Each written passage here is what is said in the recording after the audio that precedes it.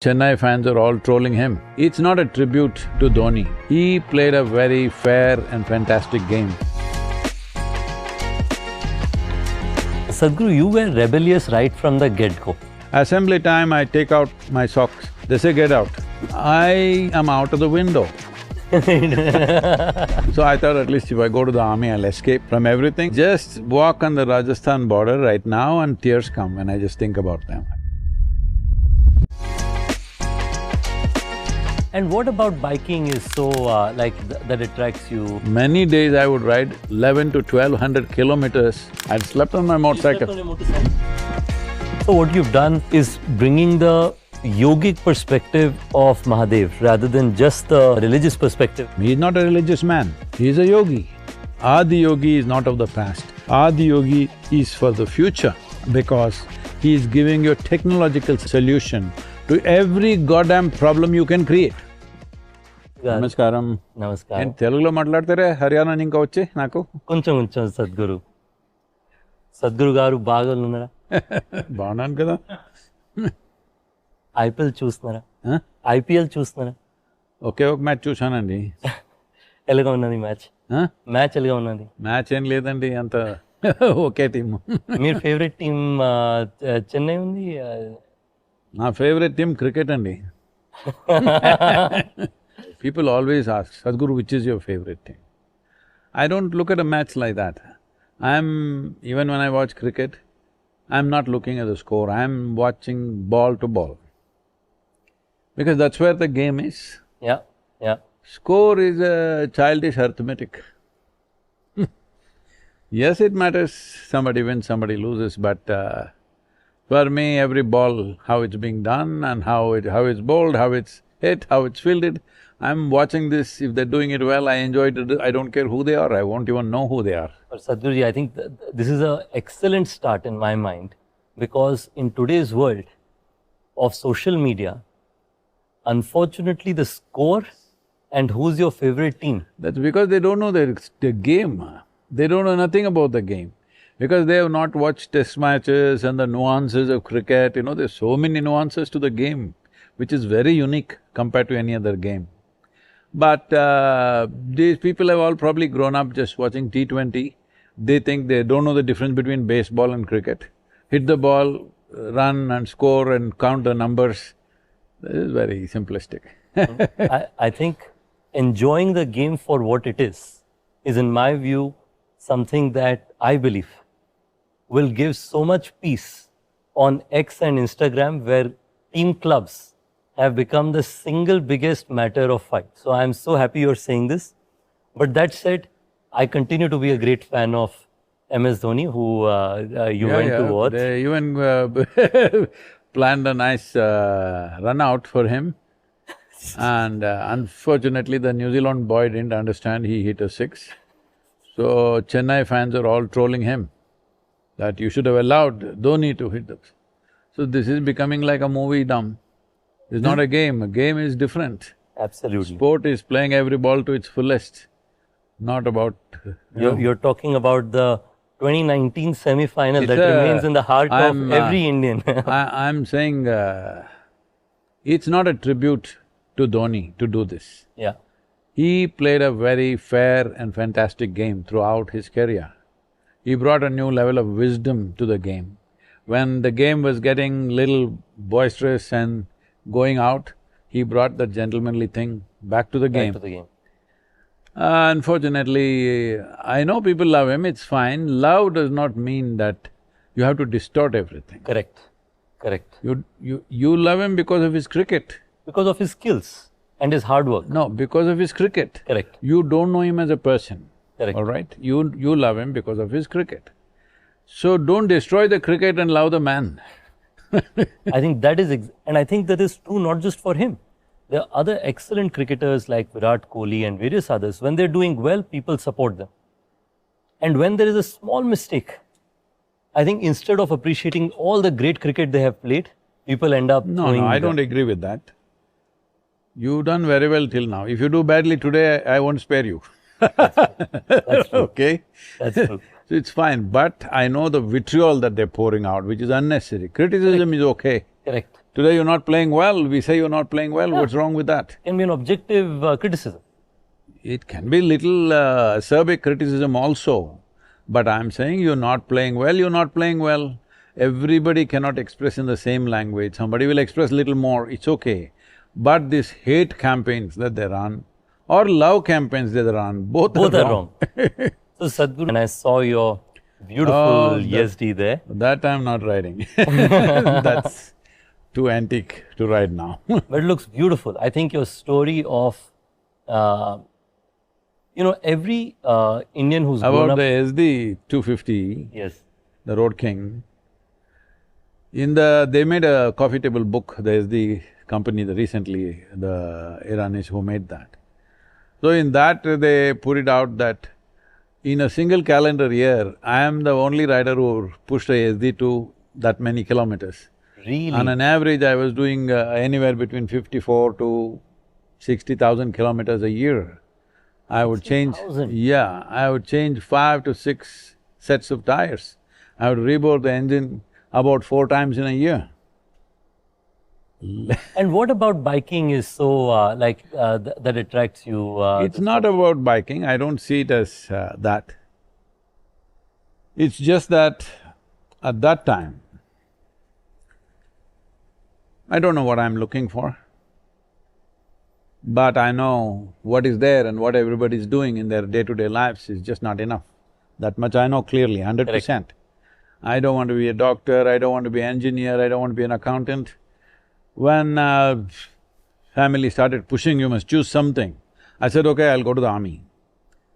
Okay Is that why you have the… No, this is… the BSF wanted to honor me, so I want to remind people, right great now service. you're sitting here running, push, you have a cooler running, all this.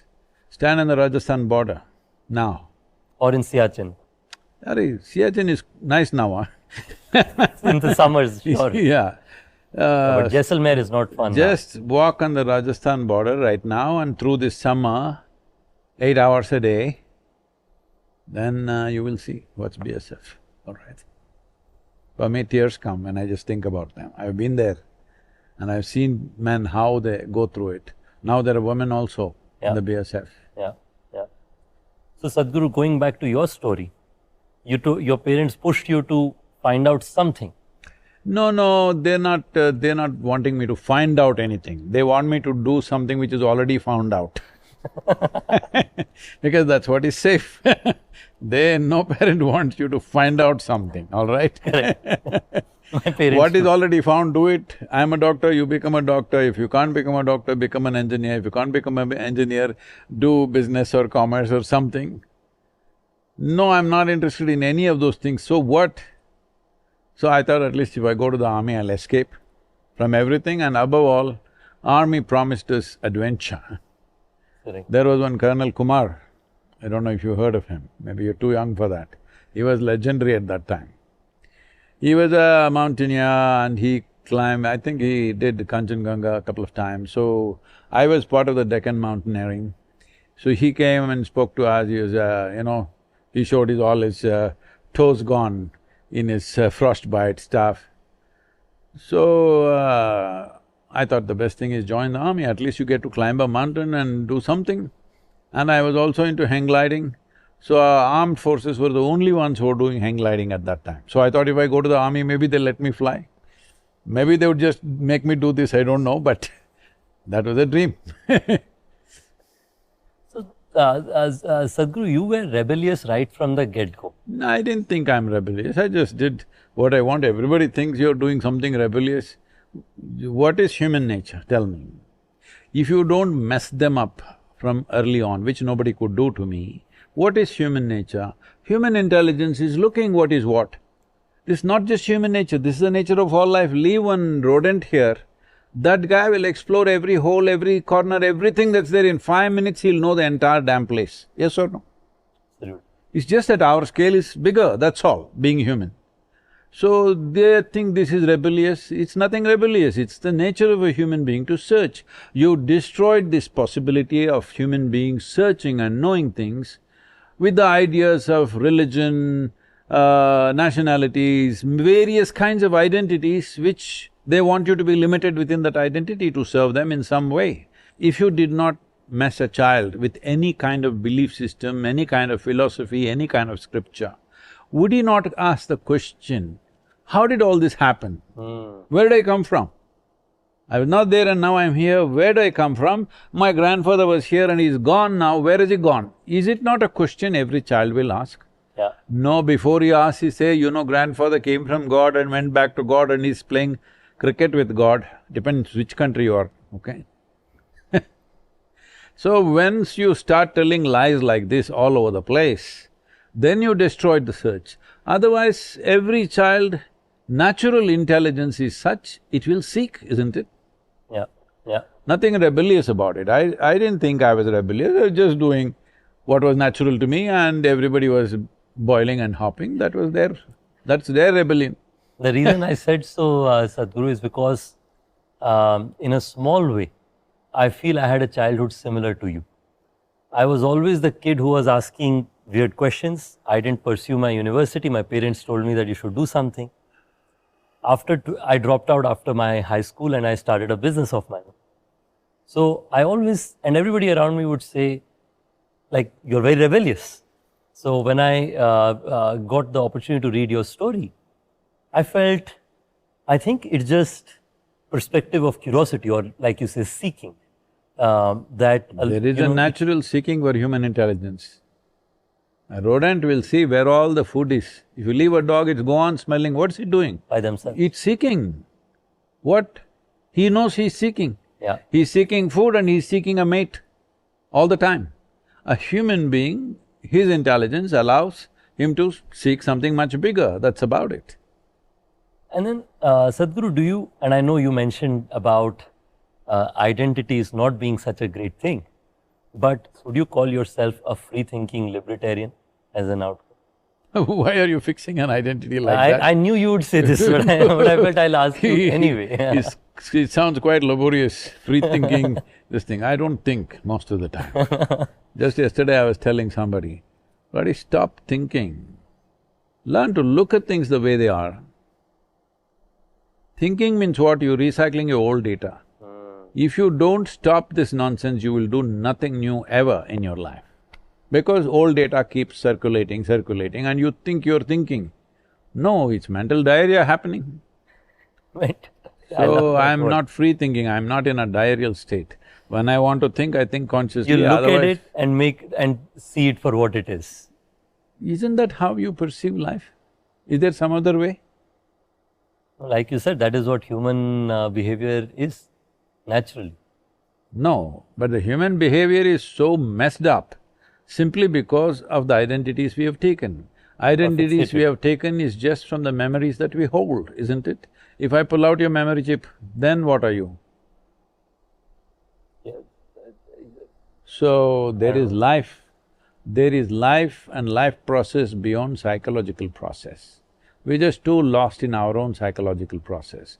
What this means is, you are not involved in the larger creation.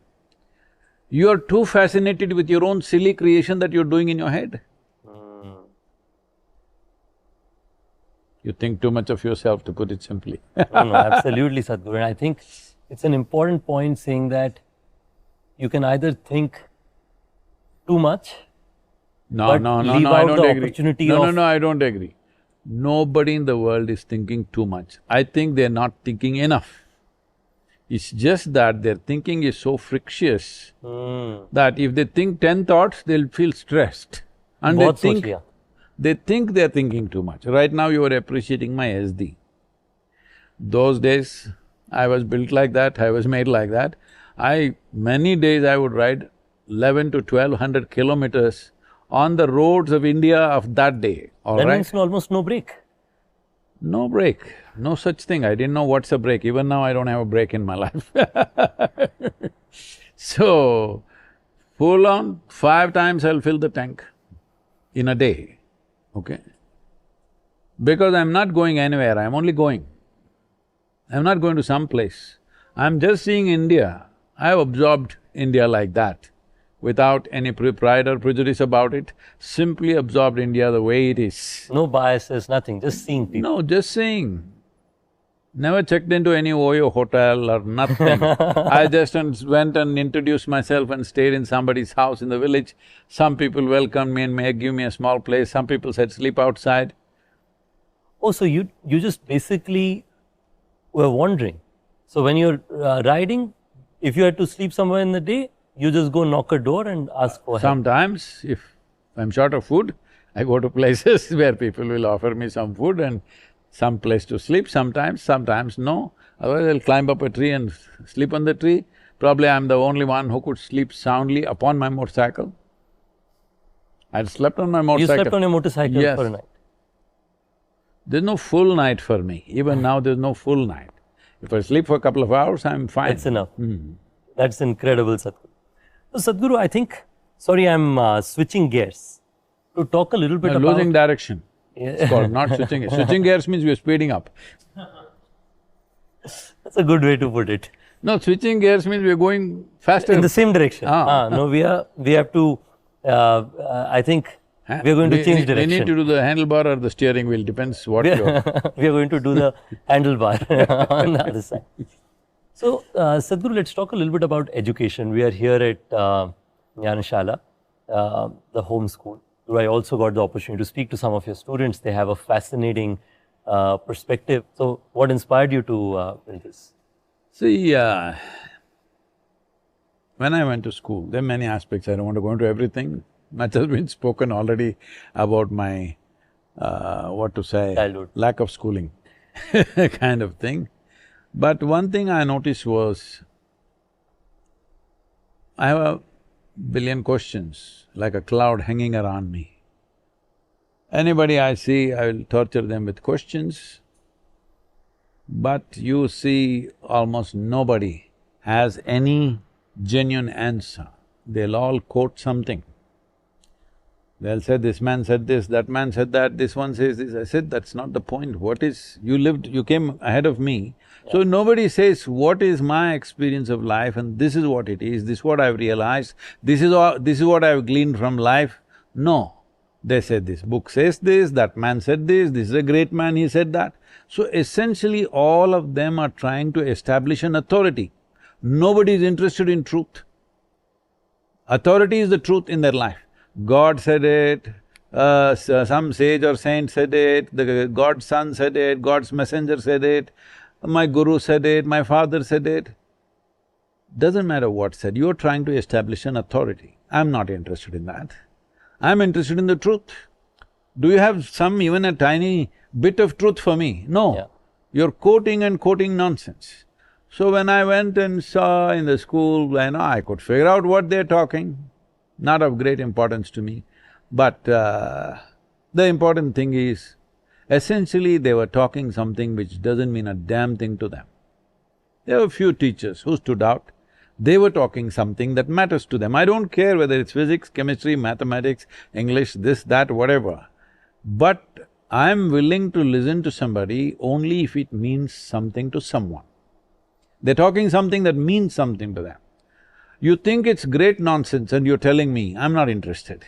Even today, people ask me, Sadhguru, where is this patience from? People are talking such stupid things and you listen to them. I said, because it means something to them. If they say one word that doesn't mean anything and they think it's some great rubbish, to say, huh? I'm done with them. So you say something which means something to you. Once I realized that they're talking things which don't mean a damn thing, it's just a way of earning a living for them, I am out of the window. Fortunately, in my school there were no window bars. So you could not bunk your classes. Huh? You could not bunk your classes. What do you mean? Bunking is like, you can just leave a lot of… No, it was very simple. Right through my high school, it was like this. We go first in the morning, there's one period where the attendance happens. Correct. I finish that, after that there's an assembly. Assembly time, I take out my socks and keep it in my pocket. They say, get out. That's all. I went to the lake, I swam, I caught fish, ate. I went on the mango trees, I caught snakes, I did all kinds of things, birds. You found a way to be asked out of the class. See, it was legal. I didn't run Just away. about legal. So Sadhguru, you talked about snakes. I grew up in a place called Raigada in Odisha, Andhra Pradesh borders. That's how I know Telugu. I know Raigad. You know about Raigada? Very connected to Raigad. That's incredible. I heard, by the way, your story of Sambalpur, which is not very far from our town. Raigad also, You're connected to there as well? very much. So our place has 80% forest cover, as you would know, Sadhguru. So our house, all the time there would be some snake or the other that will be found, right? So we got used to having snakes, right? Like we were not like scared of having snakes, which is what you see typically in urban town, or some people think if there's a snake, you should be very scared. But I see the significance of Naga in the ashram in Nalanda. We were just seeing that even, behind the doors, the Chitkani Uti, even that had Naga on it. What is your relationship with snakes and Naga? It's not relevant in a talk like this, but I will ask you to read up my relationship with Raigad and snakes. Where can I find it, Sadhguru? More than a life, it's there. More than life. I'm going to read it for sure. So, Raigad, me and Cobra are like bang up. Okay, let's not go there now. The important thing is, in the development of human consciousness, in the development of human intelligence, one significant stage is that of a reptile. In your brain, because you didn't go to school, I'm explaining all these things. Thank you, Sadhguru. I came here for wisdom anyway, and you invited me to Jnanashala at this beautiful courtyard, so I thought might as well. So, in your brain, there is a small fist-sized brain, which is called the reptilian brain. In human brain itself? Yes, yes. I said you're human, right? Of course. So, there is a reptilian brain. This brain is not a thinking brain. It does everything automatic. In a large capacity, most of the things you are is in this. The trouble that you create for yourself is in the rest of the cerebral cerebral flower that's come over that. This allows you to think, this allows you to project, this allows you to do things. But your entire survival process, your motor skills, everything is in the reptilian brain. It's automatic brain. And that is most important. If that doesn't function, this one is nothing. This is the fluff. We can do a lot with fluff, of course. I'm not saying fluff in a negative way, but it's like in the brain, if you look at it, it's like the fluff. So, because generally in this civilization it was never so, because after the Europeans came, because they did not know anything more than their thought. They had no insights, they had no, deeper ways of divining things. For them, free thinking became like liberation, because they grew up and they lived and they suffered religious persecution like nobody.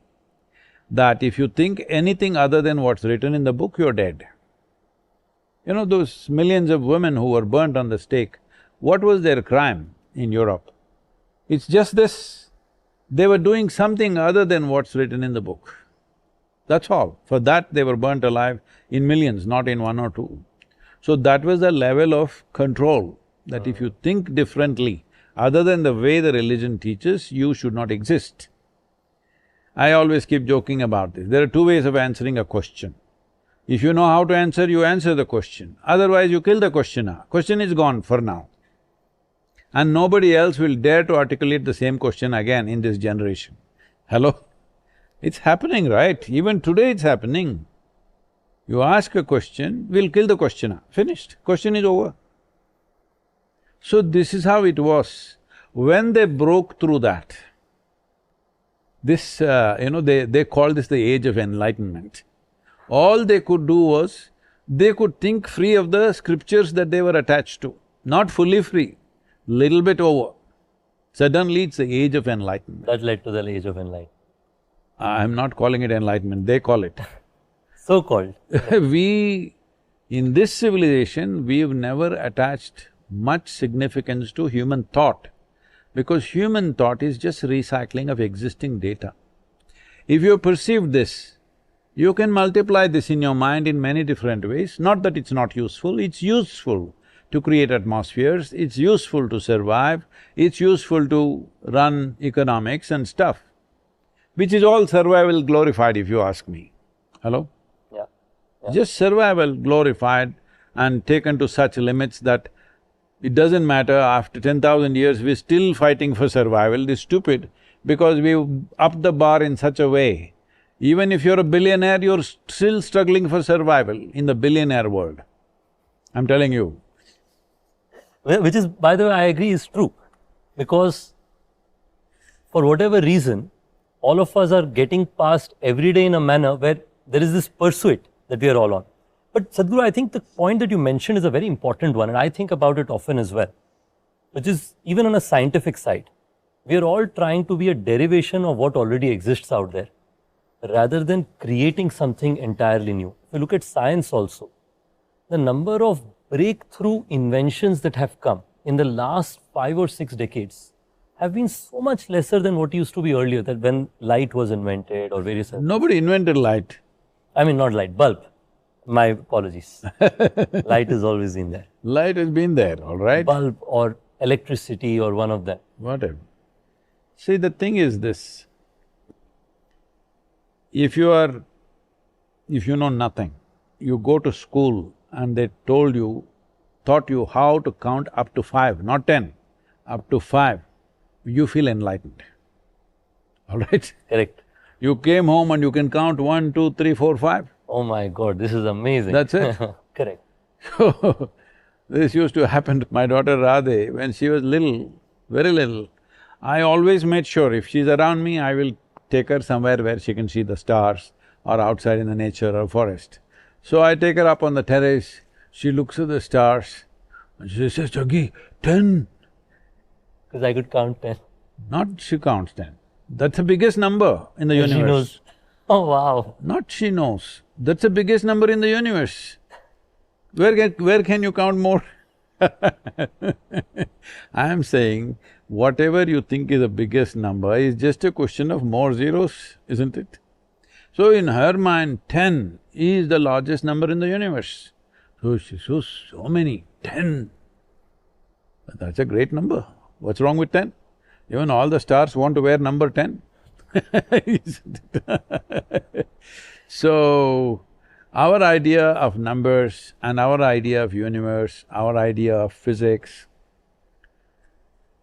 well, you know, there is a whole committed troll army against me, which they will all get on. I want to give them some material, otherwise how do they make a living, huh? Poor guys. So let me give them some material. Today what you know as physics, what you know as science, whatever. See, in this cosmos or in this atom, whether you take the smallest unit or the ultimate unit, in both, over 99%, 99.99 something percent is nothing, vast nothingness, even in the atom. So you know, with all your objective observations, you know 0.0001 something, all right? With that, you're audacious enough to make conclusions about life. I think it's too stupid. Simply because you can create a little more comfort and convenience, this doesn't mean you figured out all life, all right? So, this is not… I'm not trying to denigrate science. Science has done fantastic things. Life is more comfortable than ever before. Survival is more simple than ever before. But being able to do something better and knowing are two different things. So the longing to know is what drove science.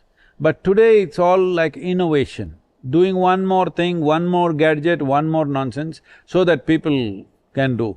See, for example, I'm not talking against any brand, phones are coming every year. Whatever, one calls it the entire galaxy, another calls it 1, 2, 3, 4, 15, 16, 17, all right, whatever they call it. They have to do something for their marketing, it's fine with me. All I'm saying is, most people, I'm telling you, Most people who think they are technologically competent, for example, they still can't use iPhone 10 or 11 properly. Fully, I'm saying. Properly is not the word, fully. It's full capacity. Now whatever 16, 17 that is there, not even 2% or 5% of its capacity people are using, except a few people who are using little more.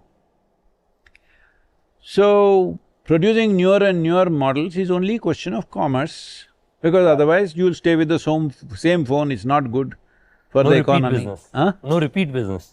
Not good for the economy. Right. Let me not accuse just one company. It's not good for the general economy. Consumerism needs to grow and this is a path towards it. Don't use the word grow.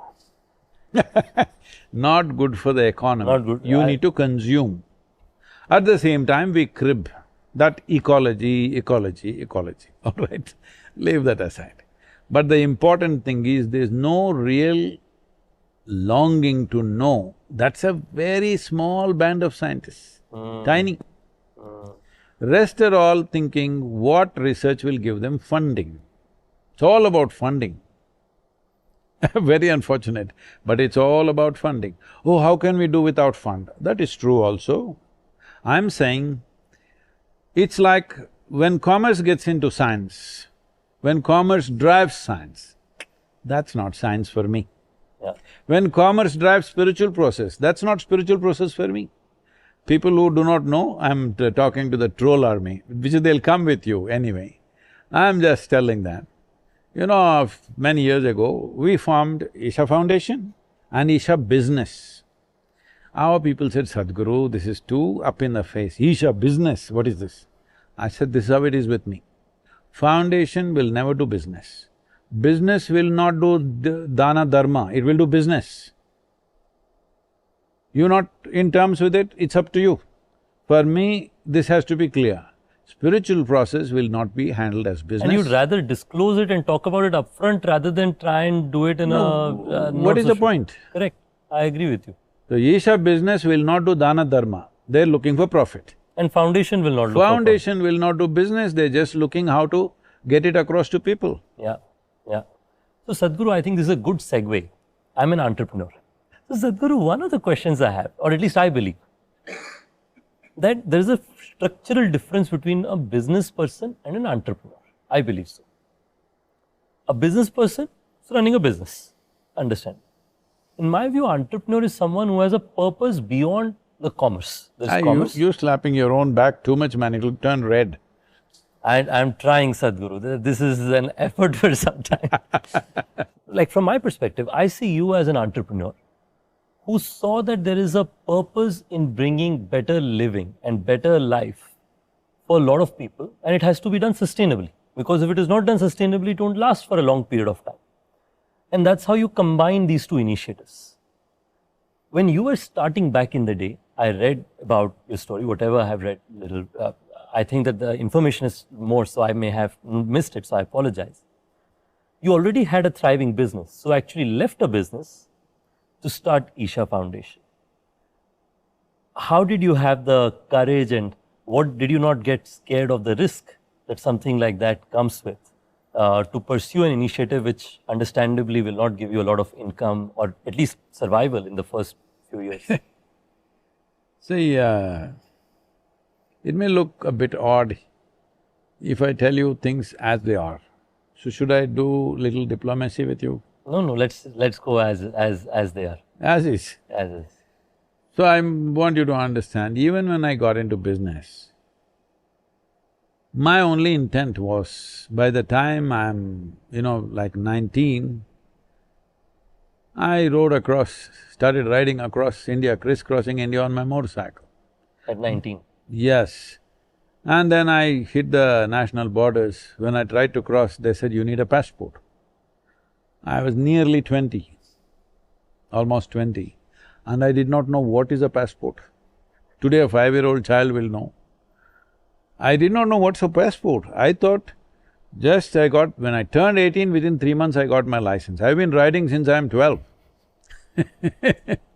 But the first thing is, when I turned 18, within 3 months I got my license. And I didn't understand what is this other document that they need. I have my license, I thought I can go anywhere in the world. I'm in that mode. Then I turned back and I came back and inquired around where to get the passport, this, that, and I got my passport within 4-5 months. Then my only thing is now that they stopped me at the border, my thing is I want to just ride across the world. Who'll stop me? Now I got this new one also. Okay, I didn't know there's a visa on top of it.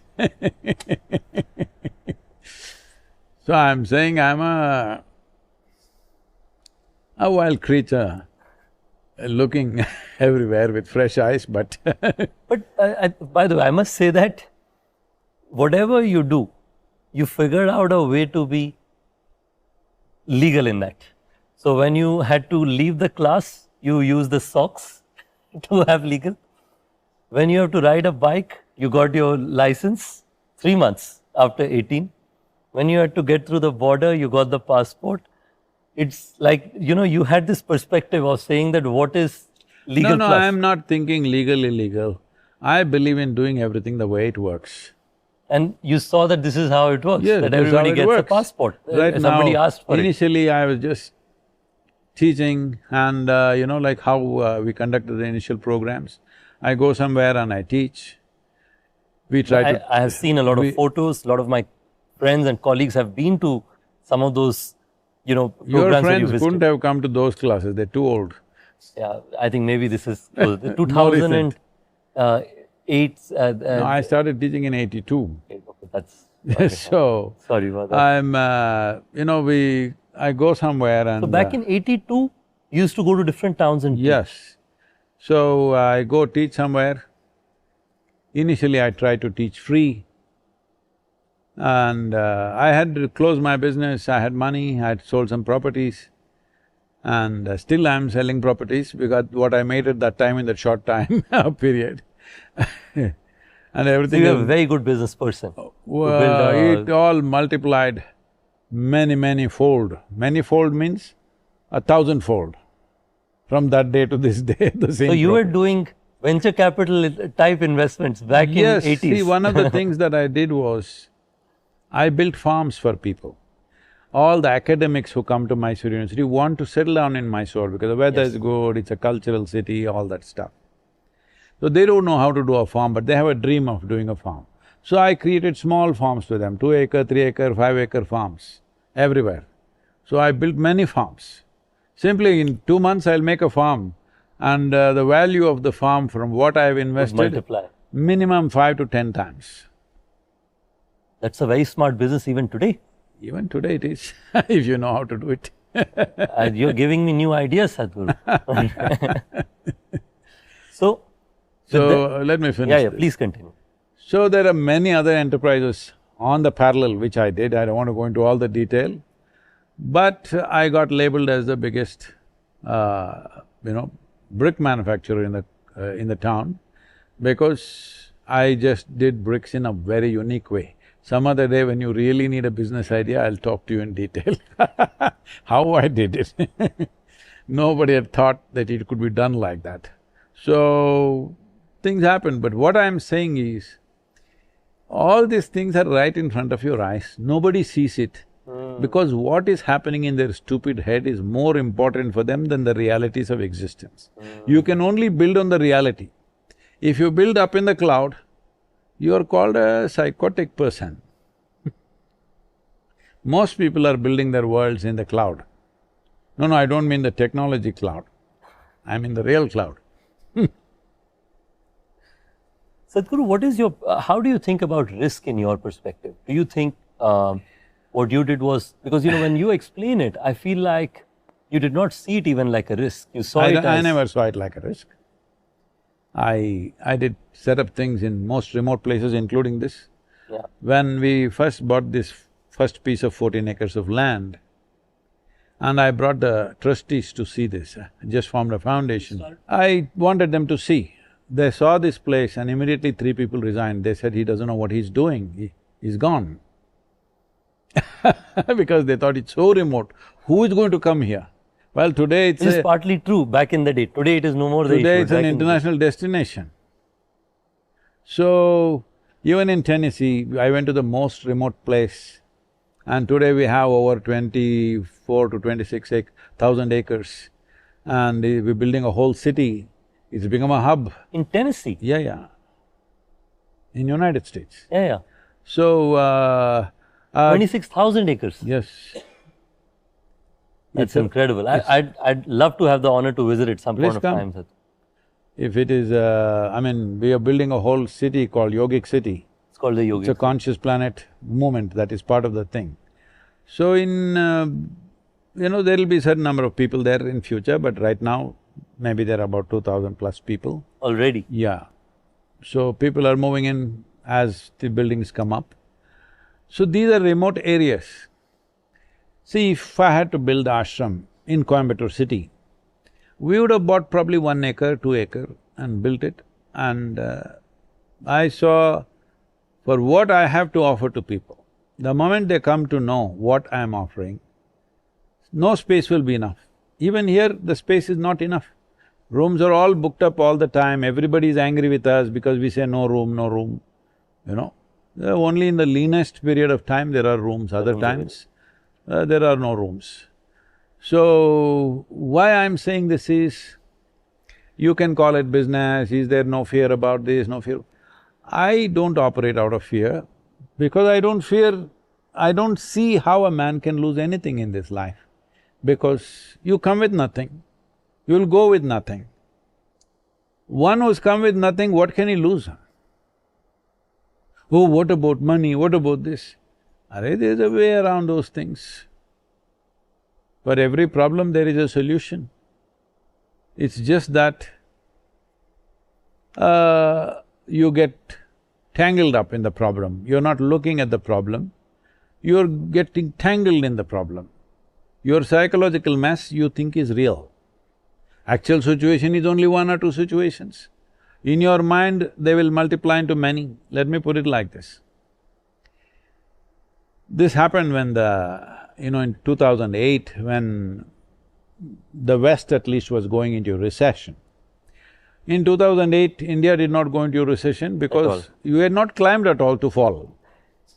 South Korea fell big time, US and Europe took some big hits. India, some people were saying, oh, we did not fall, we are the strongest economy. I said, you have to climb to fall down. If you don't climb, you won't fall, of course. You were a much smaller economy. Yes, very small. So there was no place to fall.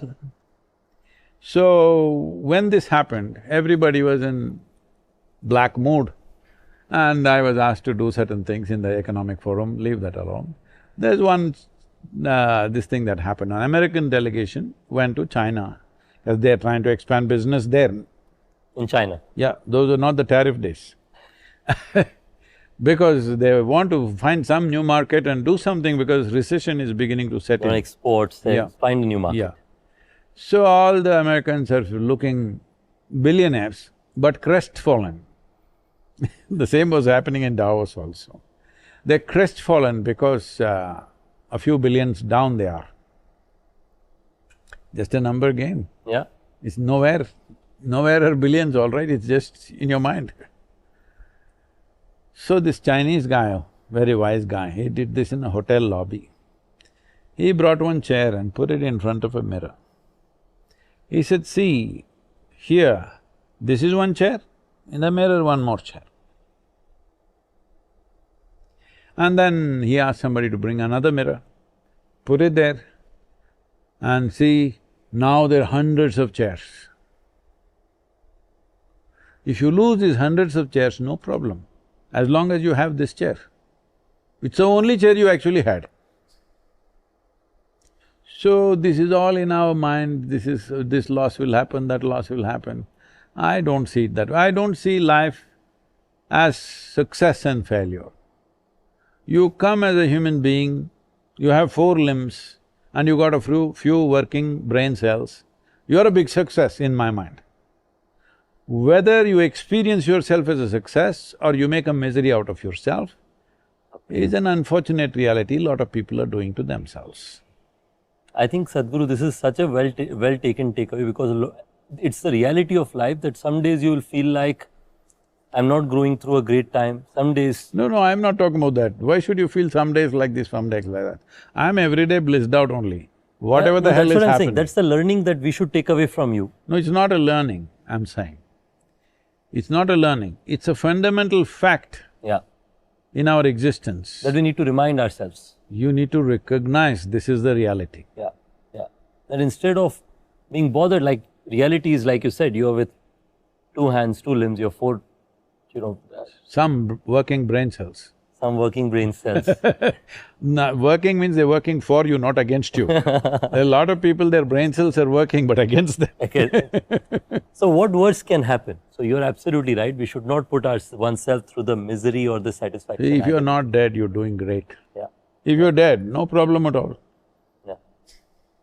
So, Sadhguru, let's talk about Sadhguru, the app founder. You do so many things. One recent new addition is you have a new app, Miracle of Mind. Miracle of Mind, which, just for everyone listening, is probably the fastest growing app ever in the health category. Fastest growing app in itself, in any category overall, which recently beat ChatGPT in the number of downloads. Why that's become the standard? Because ChatGPT is probably… I'm thinking Miracle of Mind is a failure. And I also think I'm a big failure because there are 8.4 billion people. Leave the children below 18 or below 15, let's leave them. So at least 7 billion people are there, adults. 7 billion people. Out of them, how many of them wake up joyfully and go to bed joyfully? Let me give him a good percentage, maybe 1 billion. That too for reasons other than themselves.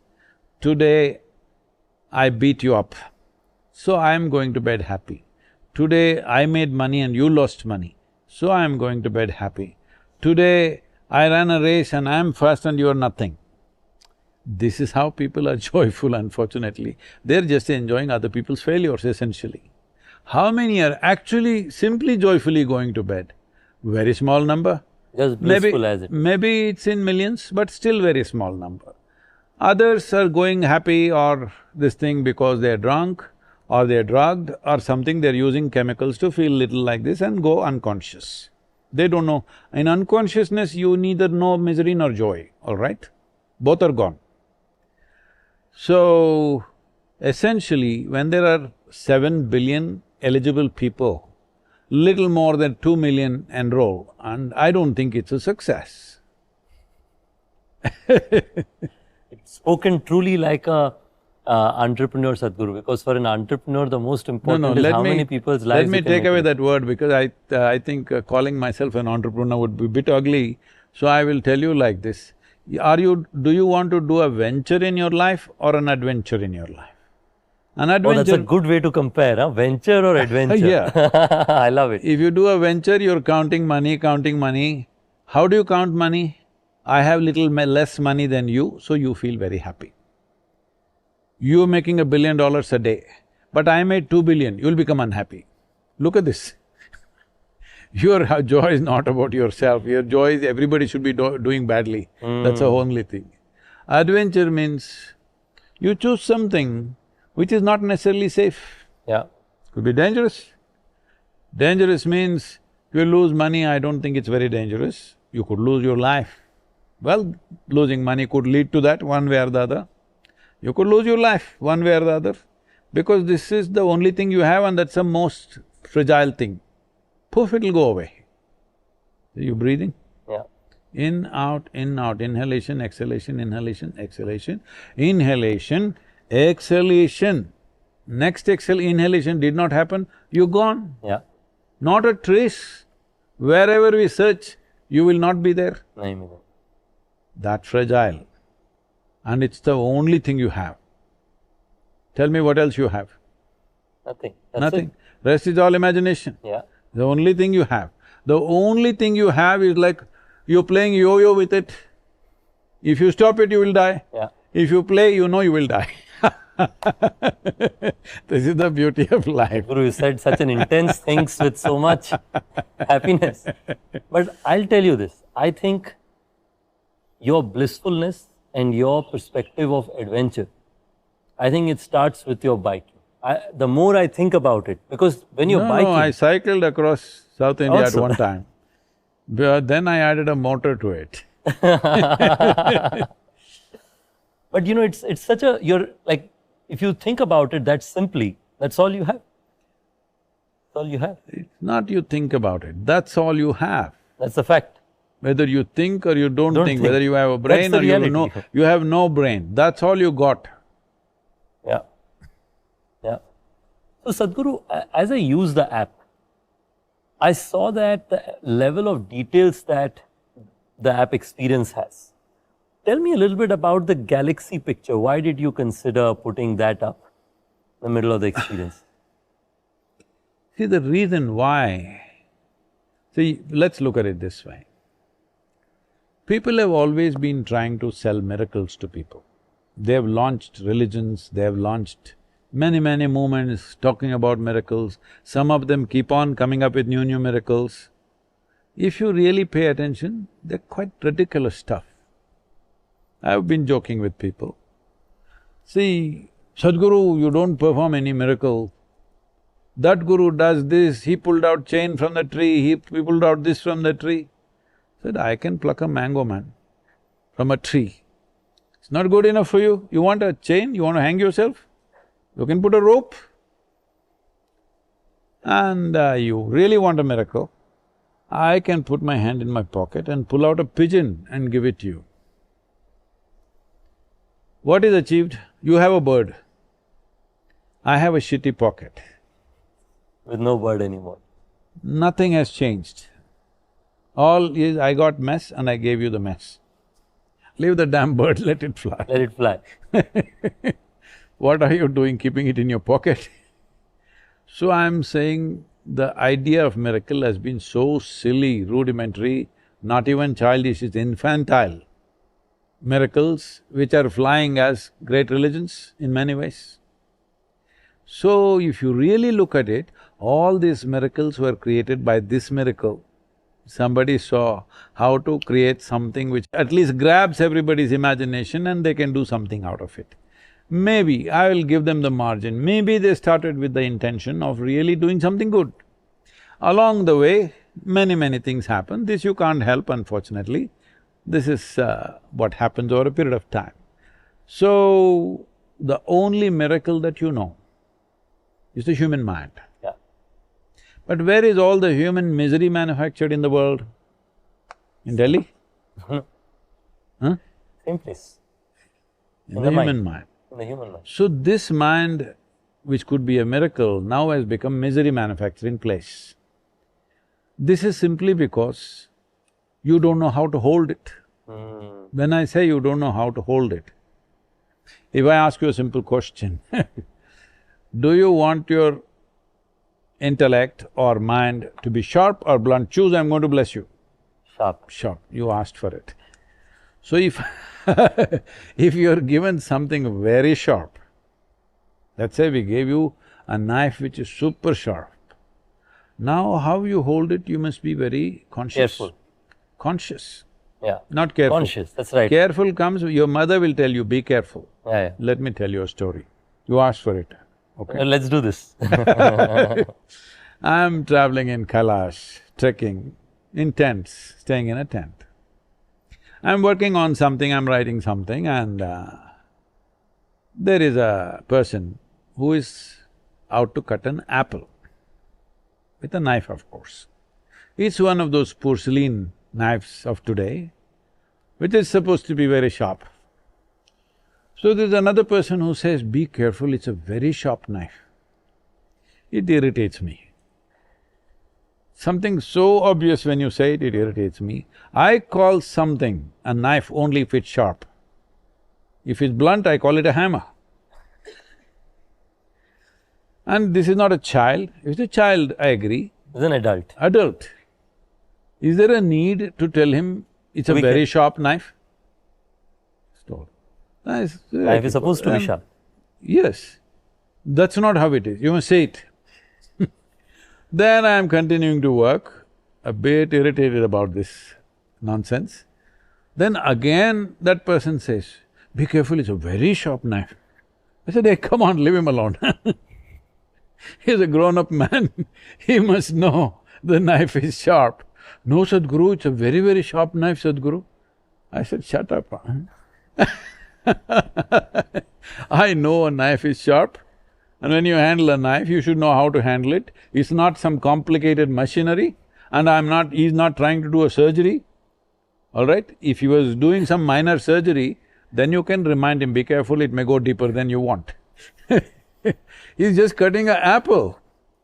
And poor apple doesn't care how you cut it, whichever way you cut it, it doesn't like it. It's out there to be cut anyway. No, it's not there to be cut. That's not what an apple thinks. We think That's true. whichever way you cut, it doesn't like it.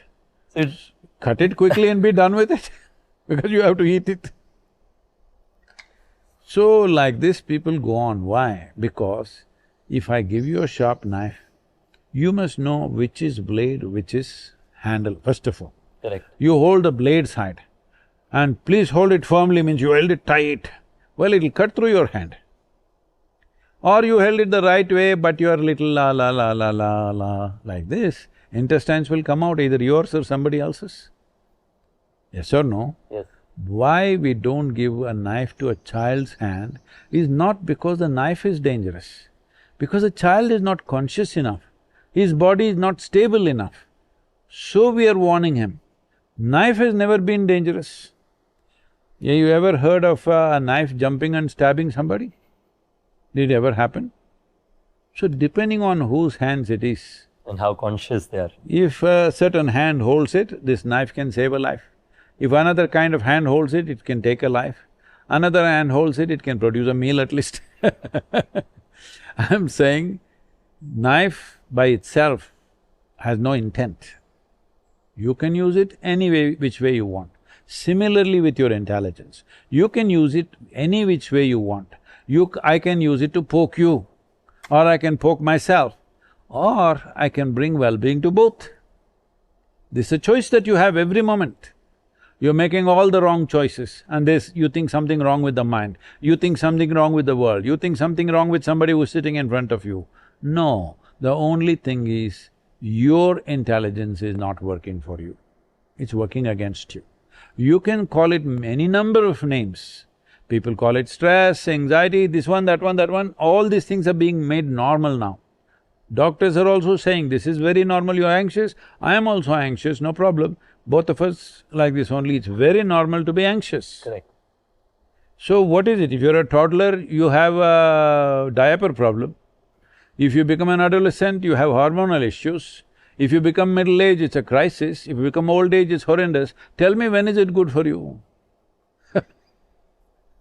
Everything is a problem. You're seeing life as a problem because your mind is not working for you, it's working against you.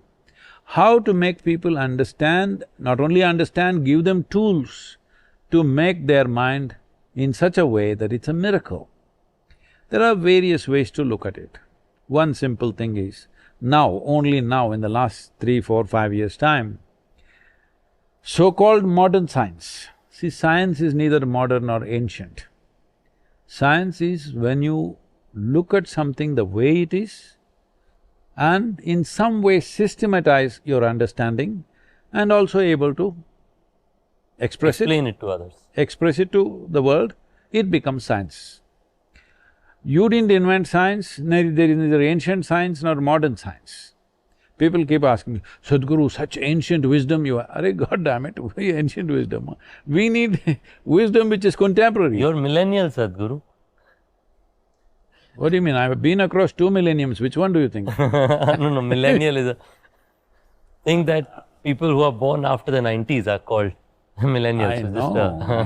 I know all these things. See, as if there are not enough segregations in the name I'm sorry, I have to get out of the identities. in the I'm name sorry, of I'm labeling so many color, things. creed, race, religion, nationality, nonsense, every kind.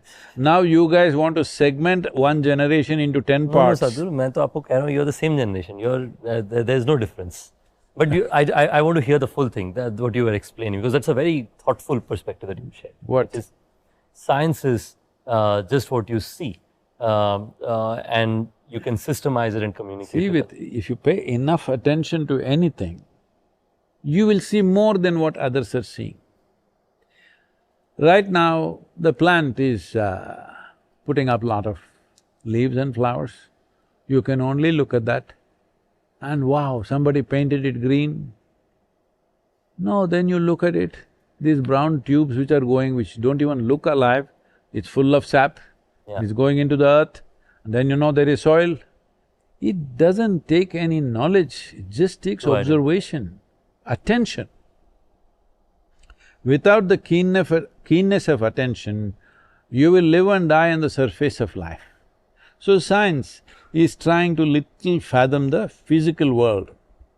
But as we already said, the physical world is 0.000 something, that's all there is. This is modern science saying this, all right?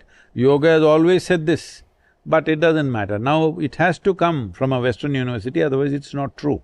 1,000 things. One of the things that's happening today is, in the name of science, they are saying, breath and our emotions and our experience is very related. Oh, discovery this is, invention. For 10,000 years we've been talking about this, and we have an entire science, how to master the breath as a process, and the deeper aspect of breath, which is the prana, and how thought and chemistry are connected, how you can just create the chemistry that you want. Now, why I'm wearing glasses? Because if you look at me, you will think I'm doped, which I am. I'm stoned all the time. No chemical, no substance. This is the greatest chemical factory. Yeah. If you activate this properly, the endocannabinoids and anandamide makes you in such a way, you're blissed out every moment of your life. So, now the thing is just this, now they're talking about it, I'm glad they're talking about it, but don't… See, there is a old saying, I think it's if I'm correct, it's a Chinese saying, which says, a fool discovers what the wise man knew 1,000 years ago, okay? So, Sadhguru, was this the first app you helped design? No, we did the Sadhguru app to start with, and that is more serious content, a lot of content. People usually get lost in it, because today if you say two things at the same time, they can't figure it. The millennials, the fresh You have to keep it simple. Not simple, you must dumb it down to a point where there's no sense to it after some time. So, now a miracle of mind is a very simple thing, 7 minutes a day, you just do this. And it's a bit gamified, it's not fully complete, still we will further gamify it, AI empower it and some games to play on it and everything, but the important thing is, we want at least 3 billion people in the next 24 months that they become like this, they close their eyes and sit for 7 minutes. 7 minutes a day, half the population sits with their eyes closed. Believe me, in a very subtle way, the world will change. Because there is no such thing as the world, it's just an abstract. Yeah. There's just you and me. If you change, half the world has changed. If I also change, whole world has changed, isn't it? That's right. This all it is. But we are always thinking there is something called a world that has to change. There is no world, there's just you and me and everybody, all right? If you and me change, everything has changed.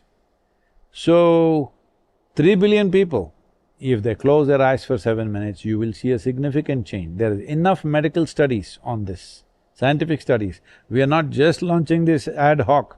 6.5 years ago, I opened a center in the Beth Israel Hospital, which is a teaching medical hospital for Harvard Medical School. In the premises, we have a Conscious Planet Center. So research has been going on in a very profound way where clearly things have been put across, which are fantastic facts. But see, these facts won't spread easily. You tell them there is a pill, if you take it, that will spread like that, like fire. Like the Ozempic pill nowadays. Ozempic You is heard for- about it, Yeah, Sadhguru? yeah, it's for The a- miracle drug they are calling it. No What do you miracle. think about it?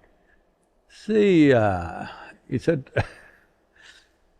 See, people are doing business out of it, so I don't want to get Hurt in anybody. get in their livelihoods. I'm not interested in that. But if you don't know how much to eat By yourself. as a human being, see, the essence of being human is this: you are not special in any way compared to other creatures. They are born, you are born, the same way, reproduction. They grow up, you grow up, but they simply grow up, you grow up with lot of fuss. They earn a living, you earn a living, make a huge fuss, I'm an entrepreneur, I'm a business, I'm this, nonsense, whatever to earn a living. Every sparrow is earning its own living, isn't Correct. it? Correct. They reproduce, we reproduce. That also they do it effortlessly, we do it with too much fuss. They die, we Oh, die. Too much fuss about death. So there is nothing you're doing bigger than them. I have lived in the jungles, I have paid so much attention to various lives, alone by myself, surviving in the jungle. Each one of them have a complete life of their own. You take an elephant, you take an ant, you take a grasshopper, you take anything, they have full-fledged life of their own families, their own emotions, their own egos, their own problems, their own dramas, everything they have. Only thing is, they are doing all that instinctively. We can do this consciously. This is the fantastic thing about us. Same things. Because we do it consciously, suddenly it's worlds apart. Yeah. If you surrender that one thing, then The world would you're… change in a No, no, sudden. no, you're trying to go back on your evolutionary scale, which so many people are successful. When you say you don't know when to stop eating, you have surrendered your evolution, Yeah. which took millions of years to get you here. To get a brain of this size, to be able to be cerebrally capable like this, you're surrendering that because you have surrendered your ability to be conscious. So what is called meditation fundamentally is to move into a consciousness which is of a higher intensity than the way you are right now. Correct. In this, I was talking about the scientists discovering about the breath. See, if you sit here, don't close your eyes, you're feeling sleepy, you'll fall asleep. I am closing my eyes, don't follow me, okay? I've practiced a lot to keep my eyes closed and not fall asleep, it takes a lot, okay? So you close your eyes like this and think clearly about a mountain. You will see your chemistry and your breath will become one way, your breath will change. You think about ocean, visualize an ocean, your breath will change. Think about a tiger, your breath will change. With every thought, if you create it with a certain intensity, breath will change. With breath, the chemistry will change. You're doing all this accidentally, no wonder you're anxious. If you're driving accidentally, will you be anxious or no? Yeah. 100%. The nature of accidental existence is anxiety. Now when you say anxiety is normal, you're admitting you're living accidentally. Accidentally. This is a crime against humanity. And our evolution. Yes, the crime against humanity means the human project on this planet is millions of years old. From a single-celled animal to make you this complex and sophisticated, it's taken tremendous amount of research and development. You can dismiss it off as one word, evolution, but it is thousands and thousands of iterations nature has done Process. to get you to this place. But now, you're surrendering that as if it's worthless because you've not realized the worth of being born as a human being. Sadhguru, this morning only when I was coming here, I was reading on the newspapers where I read teenagers who are in their teenage in high school, just coming out of high school, are more spiritual today than has been seen in the last probably a decade, decade and a half. Not decade, in many centuries. Yeah, I mean, that's what this I'll just survey tell was. you. We are having one Rally for Rivers board meeting and one of the board members organized lunch in the hotel. So we all go there and I have some phone calls. I said, please, you start, I will come. And I'm walking in the garden and handling the phone. All 10, 12-year-old boys and girls, Sadhguru, Sadhguru, they shout. I said, wait, finish my call. Then I call them, they come. Hey, you idiots, how do you know me, huh? Oh, we watch your videos every day. I said, what, your mothers are forcing you to do this? No, we watch by ourselves. See, when I was 12, 15, there was no way anybody could make me watch a spiritual damn video, all right? No way. But these kids are. So I'm saying the awareness has grown in a certain way. I must tell you another statistic. Early on when we started the programs, 80 to 85% of the people came to the programs mainly for physical issues, they have health issues. Yeah. So they come because the reputation has spread, if you do this yoga, health will get better. So 85%. Hypertension, something. some Something. other. Today, only about 8 to 12% come for health reasons. All others come because they want to know something, they want to experience something. Tremendous change in 40 years' time. We also have a little role in making that change. No, and I think, Sadhguru, you have a huge role to play because I believe having, like you said, our brain can work for us or against us. It's a choice that we have to make for ourselves.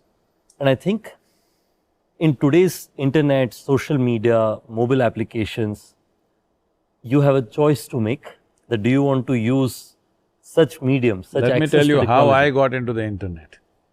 I was in United States and it was just starting, what is this, 2006 or 7? 2006, I think.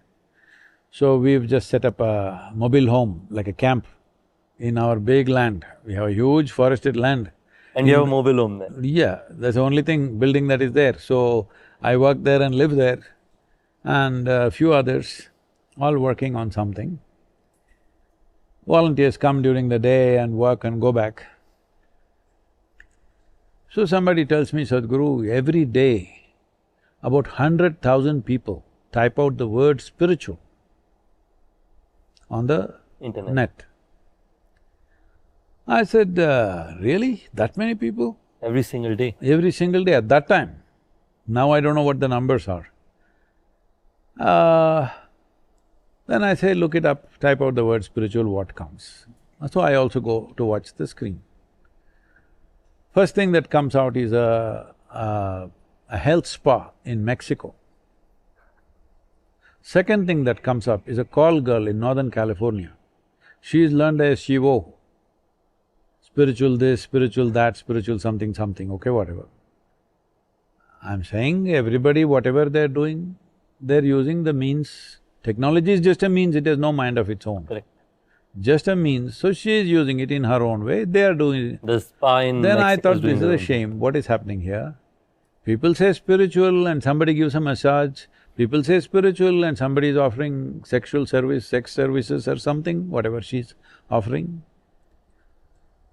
I said, we need to enter this space. This is a fantastic opportunity because many great beings have come.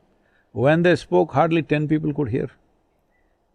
When we have something that we can sit here and reach the entire world, if you think you have something valuable, if you don't make it reach everybody, It's an opportunity. you don't have enough love in your heart.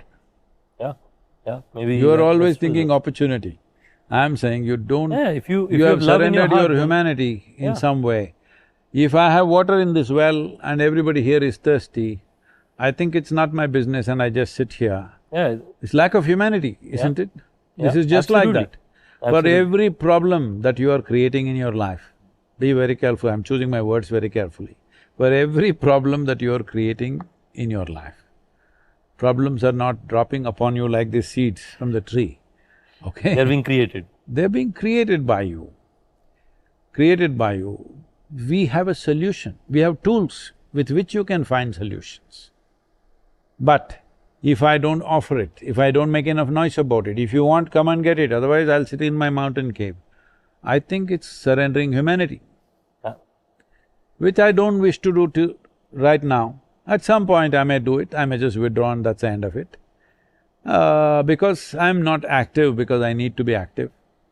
If I close my eyes, I can sit here till I fall dead. I'm made like this. I'm active because it's needed. If the people are not able to make use of it, I'll go where I have to But you go. also, like, it shows how close the purpose is for you. I think the passion with which you say that 3 billion people in 2 years, I think No, it I'm not shows. throwing these numbers just like that. See, in 100 days for Safe Soil, we reached 3.91 billion people, 100 days. Now it's well over 4 billion people have been touched. They all raise their voices. That is why policies are changing in the world. Soil has become part of the narrative. COP, the COP events that happen in the world. Till COP 26, there was not a word about soil. COP 27, we went there as observers. COP 28, we participated actively and they created an event for me called Soil the Superstar. Soil, who was a nobody, became a superstar in 2 years of effort. Now in the COP 29 in Baku where we went, the agenda itself is COP 29 in solidarity for a green world. From oil to soil, we moved it in a matter of 2 to 2.5 years' time. Today, many European nations have adopted soil policies. India this year, in this term, or last year I think, 24, Prime Minister announced 68,000 crore project to create natural farming. And we ourselves have converted nearly 250,000 farmers into tree-based agriculture. All this is happening, still it's not enough. Policy must change full on. Yeah. Democracies around the world, unfortunately, deliver half babies. Half babies are a nuisance, not a solution.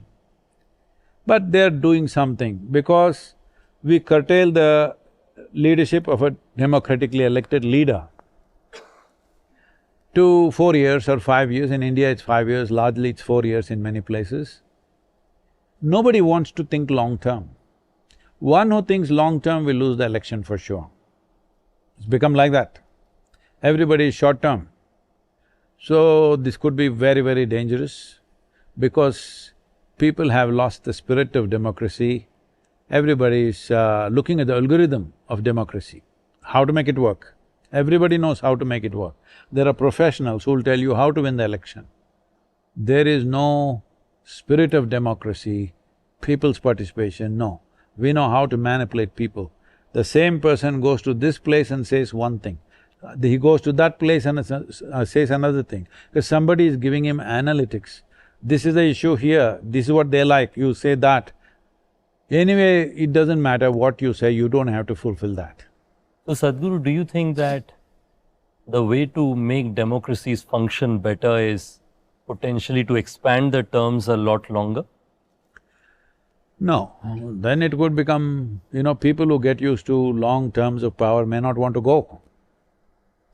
And also, if very long term, the whole ecosystem of politics in the opposition may become redundant. In that period of time? Yeah, it's too long. So how do you, from your perspective, how do you think that democracies can function better than the way they are? See, it depends in what stage of development a country is. If you're a fully developed nation, let's say, even if people have not developed, country is developed. Country is developed. Per capita income has reached a certain… If it's reached to some level, then it's left to the human beings as to what they make out of it. When you're in poverty, there are many things missing.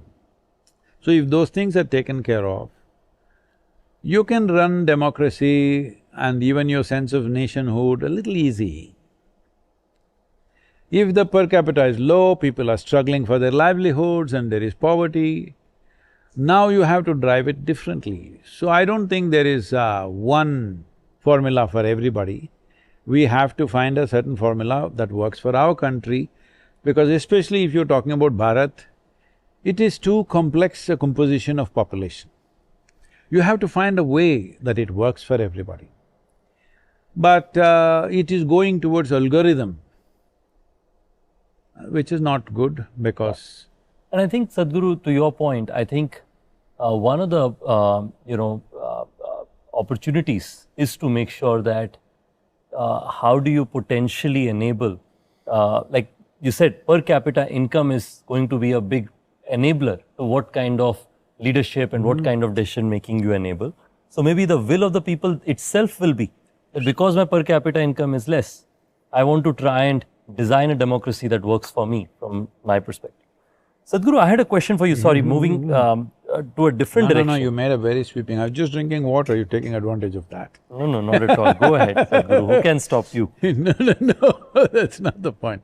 Hey, take humor as humor, man, don't respond. No, you have… I have a question about your humor. You have very good humor. My jaws are paining because I've been laughing all through this period. That's because you've not used them for a long time.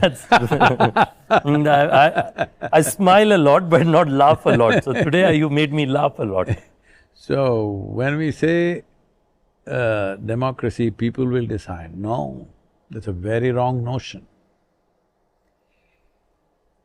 People sometimes knowingly or unknowingly elect good leaders. Just look at the history of democracy. So that leader also, whatever kind he was before, when he comes to a position of power and responsibility, he may transform himself, which has happened any number of times. People may be looking at him from what he was at one time and this, but this is something that I always say within the organization also here. Somebody is acting funny, don't punish them, give them some responsibility. Let them understand. See, even in the school, we created something, I don't know to what extent all children have taken it up, we created something as student teachers. See, if your teacher comes, all teachers are funny and no good.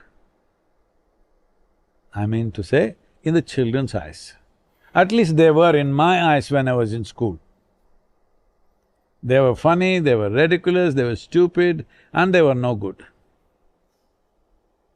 Yes. Hey, no, I remembered a quote of yours which you mentioned to a teacher when you were growing up. So Okay. That is why I was smiling. They put all that there. So, because to stand up there and say something, every word matters. One wrong word you say, it'll come to huge focus and criticism. But people sit down and say what they want. It's it's a simple thing to understand. People sitting there, let's say 1,000 people are sitting here, sitting there they'll shout whatever they want. You ask him to stand up and say the same thing, he'll say, I haven't got nothing to say, no. Okay? Right now this is the problem with the social media also. This is one thing. That's a very funny way to compare trolls and… No, we should bring this as a law. You can say whatever you want about me. You can even abuse me. Because people are abusing my mother, wife, daughter, everybody, all right? They have not left anybody. You can abuse me also, you can abuse them also. At least put your face on it, huh? No, but I don't think abuse makes sense even if you have a face. No, I'm saying it's okay. I'm not even trying to limit it because they're saying it's freedom of speech. If that is their speech, let them do it, but at least put your real name and ID on it. You say, I'm Ritesh and this is what I'm saying. No, you say, I'm something which you are not. You say, I'm Jonah and say this. What kind of a man are you? So, social media is encouraging this because they want millions of fake accounts to fool everybody. The advertisers are fooled because they think you have 1 billion accounts. No, a third of them or probably 2/3 of them are all repeat fake accounts.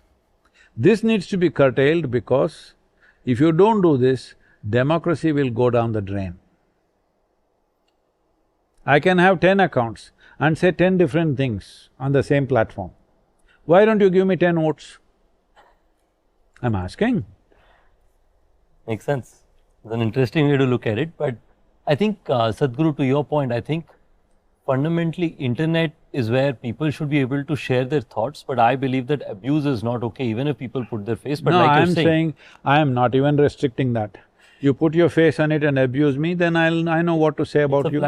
So free sharing of ideas is great. You are being too civilized. There's not enough civilization in the world, you better understand that. I don't know where you live.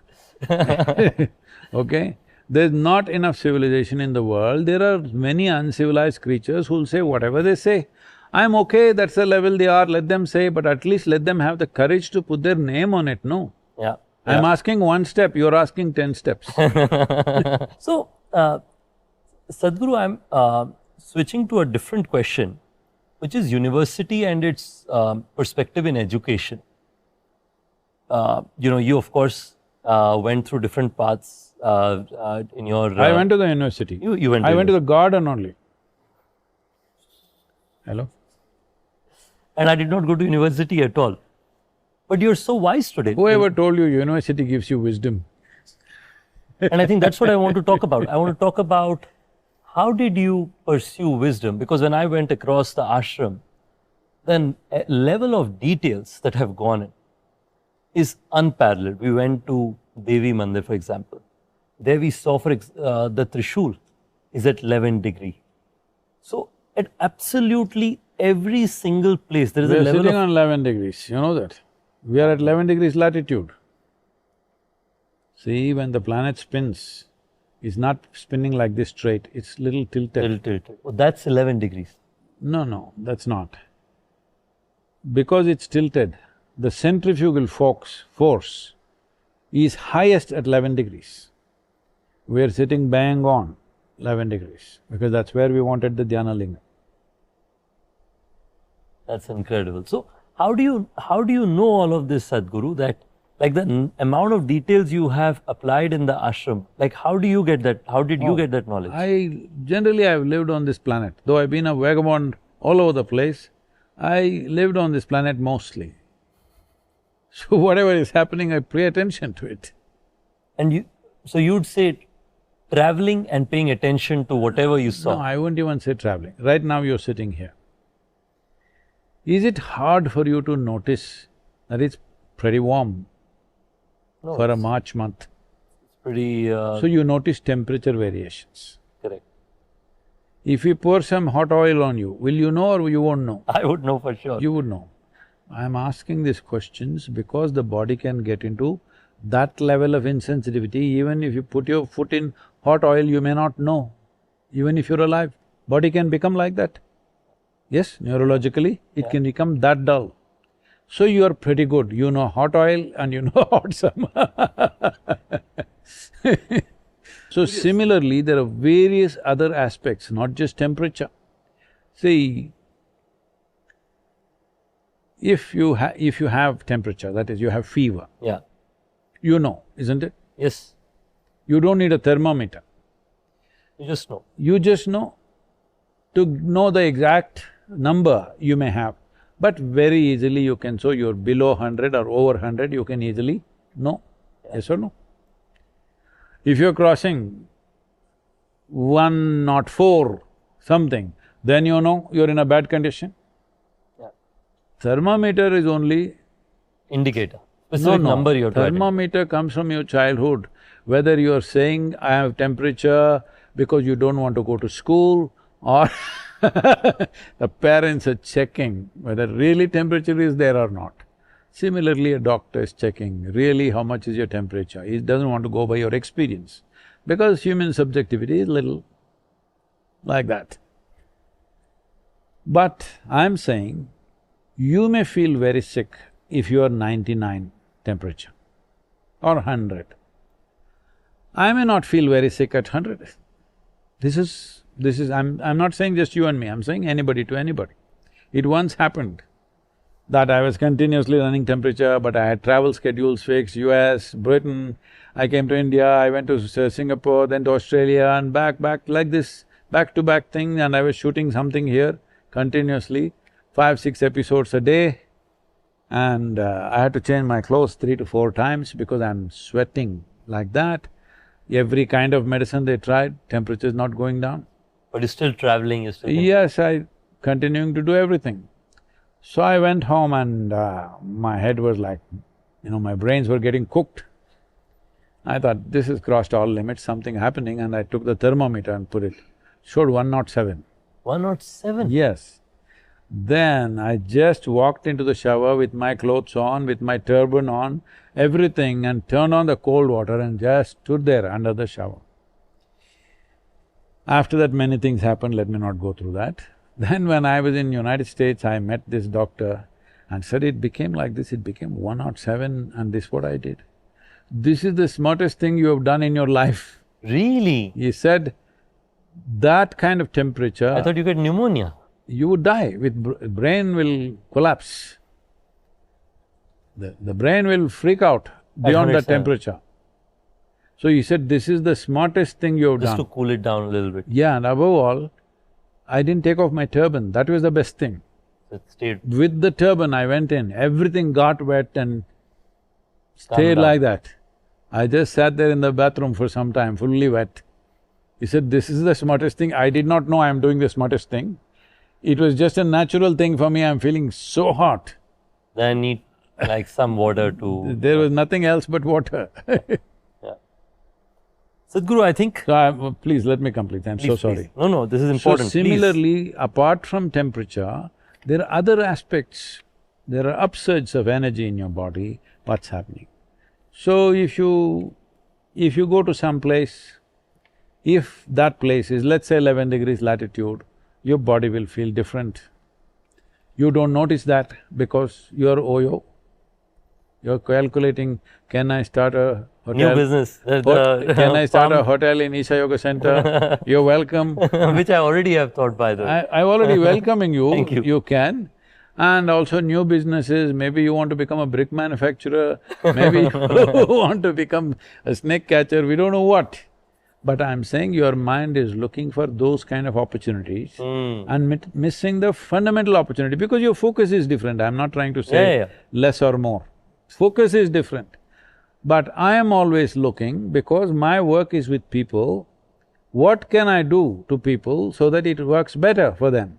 So if I feel here it's in a certain way, then today what I do is very different. And they'll say, Sadhguru, this is the best thing that happened. Then another day they'll be sitting somewhere else and there I see this, that is the best thing to do, I'll do that. Again they'll say the same thing, this is the best thing that ever happened to me, all right?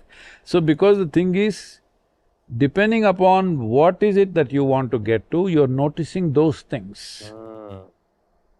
If I'm in agriculture, which I am, if I go anywhere, first thing I see is the soil.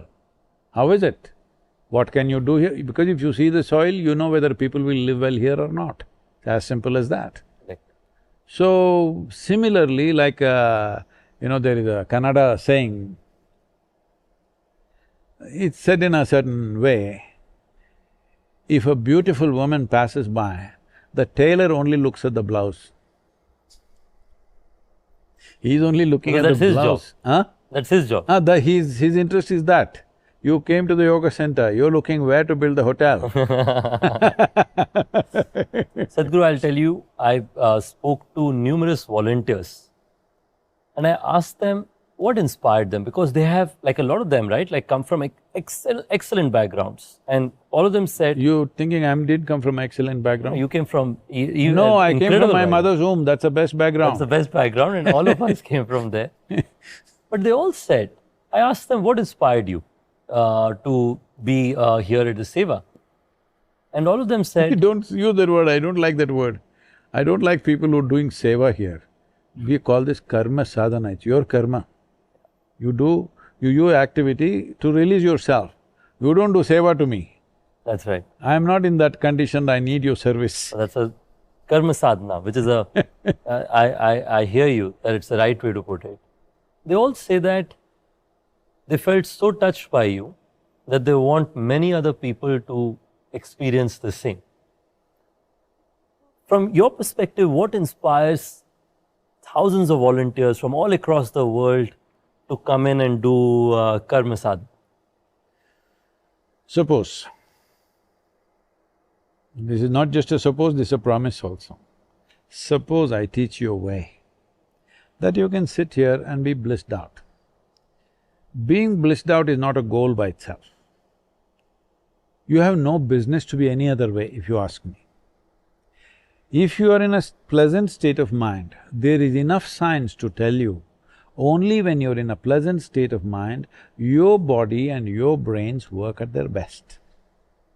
Right now, there is a whole lot of your tribe, entrepreneurs, who think and who propagate, only if you're stressed, we will think properly. Yes or no? It's going on. There are different views, yes. It's going on. People are trying to legitimize their suffering. Religious people also doing this. Only those who really suffer will find God. All the best. If you think at the end of your life, somebody is going to give you a medal for your suffering, all the best. I don't want that medal. I want to be in my happy place. You please take the medal, I give it to you. My medal also I'll give it to you, suffer double. It's up to you. I don't want to suffer and get a medal in the end because it's the dumbest thing to do. Using your intelligence to poke yourself like this is the dumbest thing to do. But if you think there is some intelligence in that, there is some benefit in misery, you have the benefit. I don't want that benefit. Enjoy. No, don't say enjoy. People try to enjoy life because there's no joy in their life. No, I agree with you, which is saying that if you're in a happy place, that's where you can be the best version of yourself. What is a happy place? A blissful place. Where is that place? In your own mind, in yourself. Both misery and joy are created from within. Pleasant and unpleasant things are all created from within you. It's your choice. Hell and heaven are manufactured in your head. It's your choice where you want to live. You can manufacture both and keep it. If you come, I'll put you in hell. Just joking, man. Please don't. I will sit in heaven. This is what people are doing now. People that they like, they put them in their heaven. People that they don't like, they put them in their hell, yes or no? Every day? Yeah. That's what they're doing. That you're in a good place, you're not. So I am saying there is no place. There is no good place, there is no bad place. Both are made up by you. At least make up something the way you want. Why are you making up things that you don't want? If you're in a pleasant state of mind, your body and your brains work better. When your body and mind works better, will you do your business better? Of course. Definitely, isn't it? 100%. Yes. You may not want to be spiritual, doesn't matter to me, because if you use your body and mind consciously, I see that you're spiritual enough. You don't want to go to heaven, I appreciate that, because the worst crime that's been committed on humanity is this, that people said, this is not the place to live, there's another better place to go. This is the worst crime been committed upon humanity. That crime must collapse because this is the place. Do you have any proof that you're not already in heaven and making a mess out of it? No? Maybe this is it. What maybe this is it? No, maybe this is the heaven, right? Like, No, do you have any proof that this is not proof. heaven? There's no proof. You don't have proof. So why are you assuming it's not? At least from whatever science and astronomy we know today, at least in the known universe, there is no better celestial body than planet Earth. Yes or no? That's right. You want to live on the moon? Now they're saying they didn't even land. You want to live on the Mars? There's some oxygen, I believe. You want to go there? You want to live in Jupiter and get burnt? Mars someday, but when it is fully civilized, right? Like now I'm happy. What is the best celestial body That's Earth. that we have seen? Today, Earth is the best celestial. So why do you say this is not heaven? Yeah. So you have no proof this is not. Yeah. But you are a proof that there is hell. I'm saying. Because you're putting people in Yes. different boxes. No, you put yourself in that box. See, people are not torturing others. Torturing They're themselves. torturing themselves. Do unto others what you do unto yourself, they're following. I think, Sadhguru, this is a very important takeaway in today's discussion, which you mentioned a few times, which is more often than not, our situation in our lives or our misery we blame on others. But to your point, I think it's largely one's own doing. Largely? It's entirely one's own doing. And hence we hold the key to changing it and making it more satisfying or a happy place. The moment you see, I'm poisoning myself. When I say poisoning, there's substantial medical science to show you, next 5 minutes, if you take your blood sample now and do certain studies on that, and 5 minutes you get really angry, we can show you, you're literally poisoning yourself, literally. The chemistry is turning into poison. So, if you're poisoning yourself and then you think somebody else is doing it, is there a solution? There's no solution to it. Yeah. Once you have turned against yourself, no God in the universe can assist you. Yeah, yeah. So, your relationship with nature, Sadhguru, I grew up close to nature myself, but nowhere as close to your love. I hear that sometimes you go to the forest and could be there for days altogether. Not anymore, where if I go, 100 people will come behind. But they may be uncivilized, but they're not wild enough to be in the jungle. So how did that start? And what parts of the nature or what about the nature inspires you or makes you fall in love with it? Yeah, I never see something as nature because it's very wrong. Is it true? Are you breathing? Once again I'm checking. Yes. You are breathing. Don't agree with me. Check and tell me. I have checked. You're breathing. What you exhale, this tree is inhaling. Yes. What the tree exhales, you are inhaling. Correct. So why is the tree nature and this is you? We are both nature. Yeah. One half of your lungs is actually hanging out there. Hello? Not for it. How would you inhale and exhale? Yes.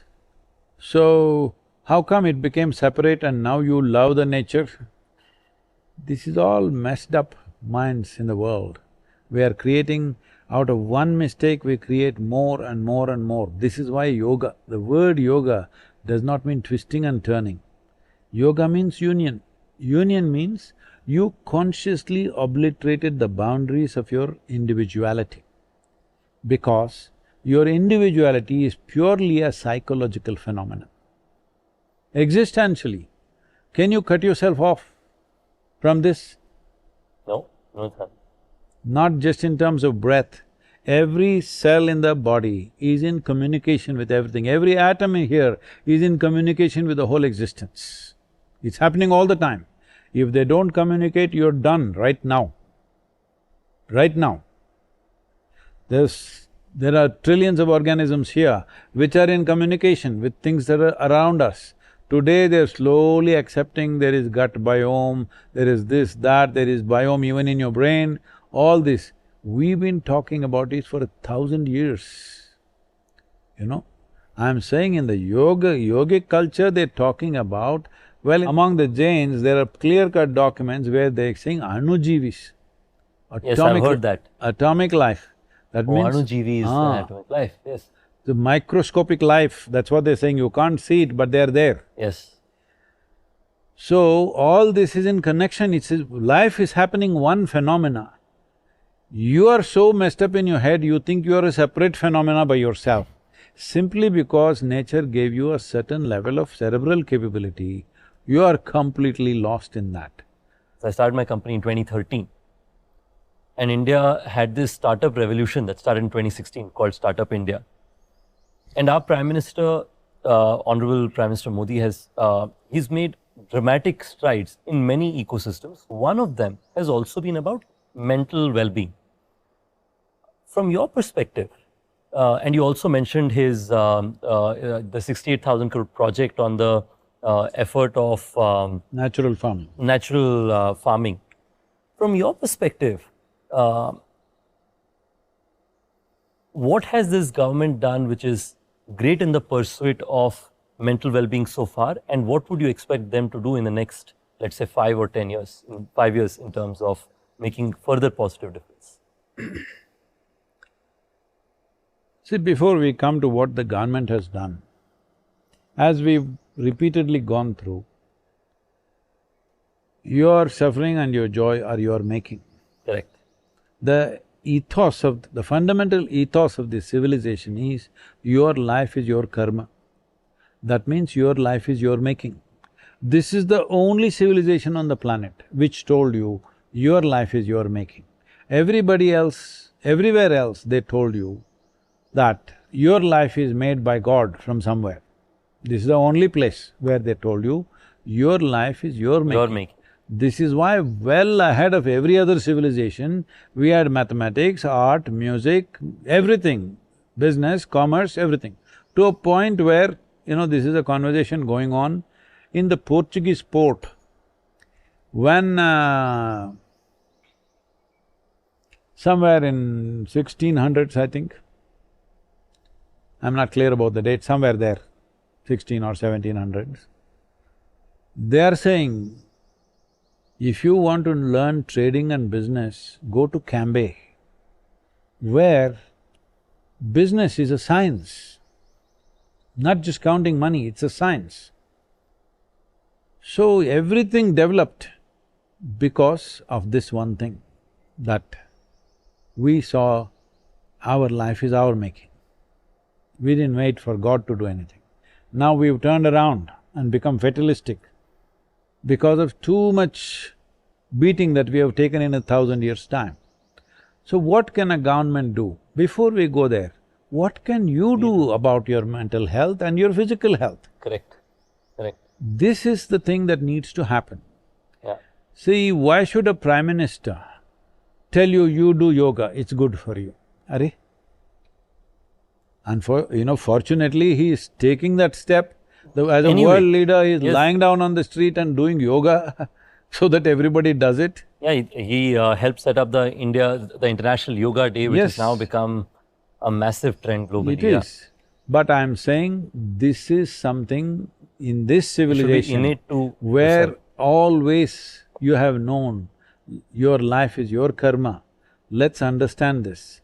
We have turned this word karma into a fatalistic process. Ayo karma, as if it came from somewhere. Karma means action. Whose action? My action. Physical, mental, emotional and energetic action I am performing when I am awake and when I am asleep. And how much of your activity like this is conscious? Not even 1%. When 99% you do unconsciously, definitely you feel like something is striking you from somewhere. This is the experience of the whole world. Here we figured out it's all happening from within, so your life is your karma. How you experience your life right now is entirely your making. Yeah, yeah. Where you are, what you eat, how you are, these things, social situations and other things may determine. But how I experience my life right now, whether I am joyful or miserable, it's entirely 100% my making. This one thing everybody should get, because this is the USP of this civilization. Our civilization. This is the USP that the entire world needs. Yeah. And whatever these millennials or what is the next word, I don't know. Gen Z. And then my son, who's 1 year old, is Gen Alpha. Oh, they went back to A again. Reverse. But look, I think you're absolutely right that What am I? M, is it? No, you're… I thought we were the same, that's it. But Sadhguru, I think, to your point, I think our civilization has some incredible stories and today's conversation is limited to talk about it. No, our civilization comes to super relevance when economic well-being in the world is reasonably stable. Yeah.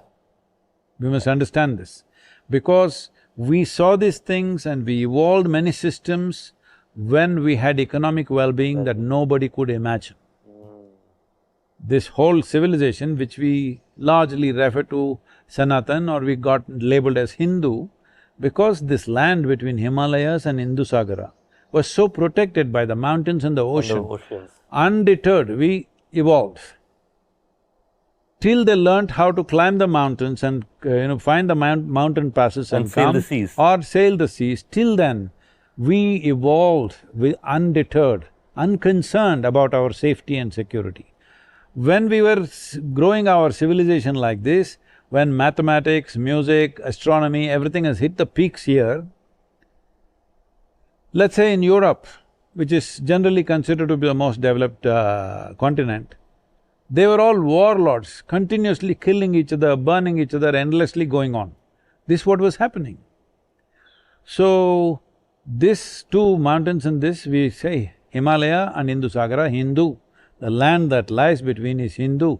Hindu civilization, everybody appreciated. Even today, in countries like Lebanon, Syria, there are thousands and thousands of women who have name Hind. Yeah. Even today, they are Hind. Why? Because their ideal land was Hindustan, okay? Even when you say whatever the slogans, you say Jai Hind, right? Yes. Even today in those countries, they have names Hind because the ideal nation… Goosebumps, yeah. The ideal nation or the ideal civilization in their mind was Hindustan. So it became Hind. So today, for whatever reasons, for economic reasons and technology, everybody wants to go to America, United States of America. Yeah.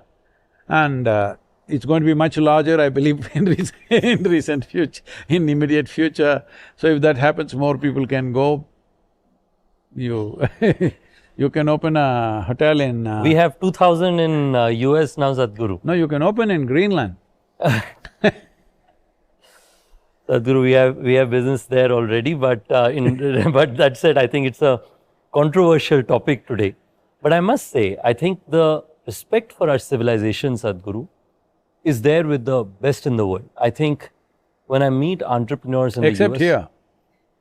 I think we got to appreciate our own civilization a lot more. That I would accept with you, that I'd agree with you. And I think also the yogic science that, again, I was listening to how a lot of it was applied. I think a lot of those are 101, they're first principles that have existed for a long time. See, we call this Sanatan, you know why? Sanatan means eternal. Eternal. Eternal. That means there are some fundamental aspects that govern life which are eternal. It'll not change. You were here 10,000 years ago, it was same, you come 10,000 years later, it's same. So we recognize two levels of truth. Smriti, something that you learn by memory. Your father knew something, he told you. A part of it is his experience, another part is his father told him. So this is Smriti. The culture is teaching us through families, through cultural structures. We are… by memory we are learning because 90% of the human being is learnt behavior. But there is something called a Shruti, which is Sanatan, which is unchanging, which is concerned with the nature of the life and the universe, the relationship of this life with the rest of the universe.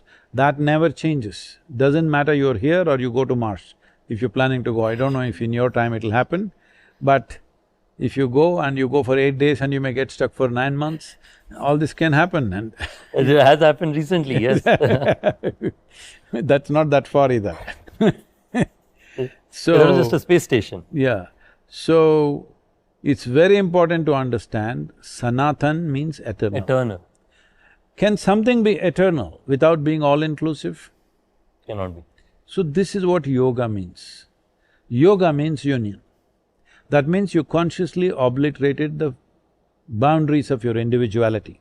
Now you're sitting here, you're breathing with the tree, but you don't know. So you look at this tree and you think this is a nice stick, you know, in the rest of the world they call it wood.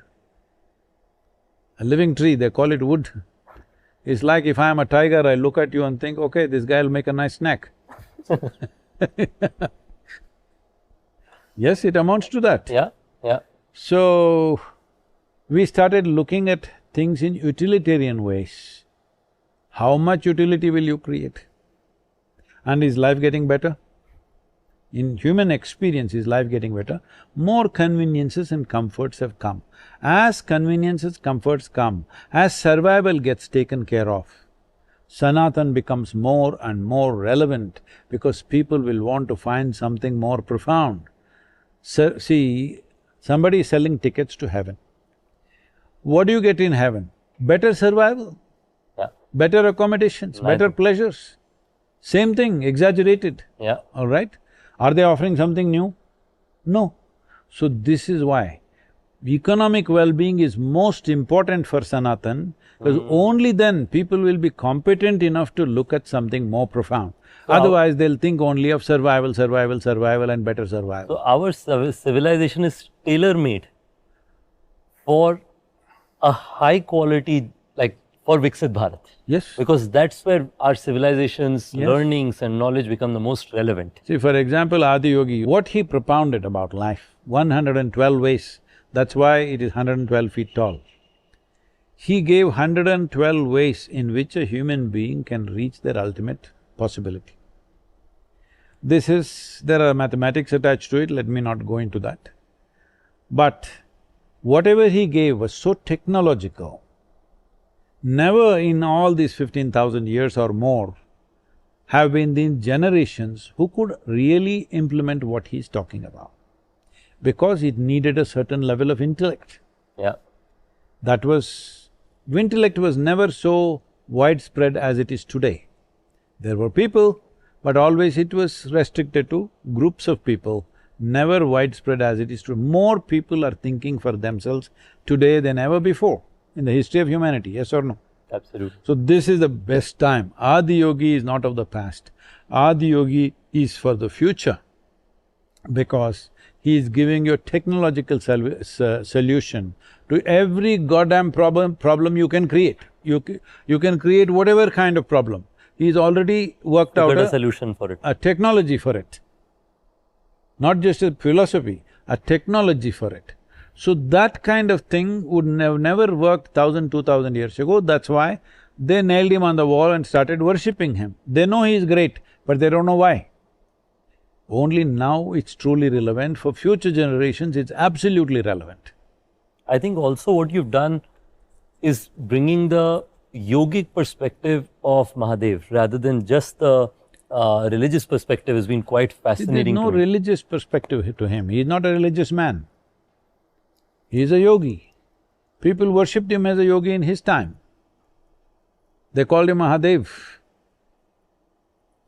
Wherever he sits, he always sat in yogic postures, isn't it? Yes, yes. So, what you call as Sanatan, this is a little… I get the right-wing trolls, it's all right. What you call as Sanatan is a mass application of yogic sciences, which gets diluted and little distorted, but still it's fundamentally yogic sciences. It's just there's deep science at the heart of the Sanatan. Eternal perspective. Yes. See, when you say Sanatan, you're saying eternal. It's a positive way of presenting it. When we say yoga, we are talking about union. Yeah. Union means you have to obliterate your boundaries, otherwise there's no union. Yeah. If you obliterate your boundaries, you are boundless. Yeah. And you're eternal. What is boundless is eternal. We are not talking two different things. But yoga as a science, everybody may not have the necessary application, so we made it mass application.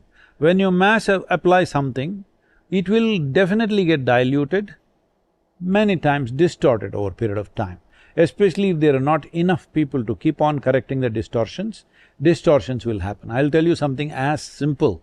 This will anger many people. In India, not outside, in India, outside the country they can do whatever.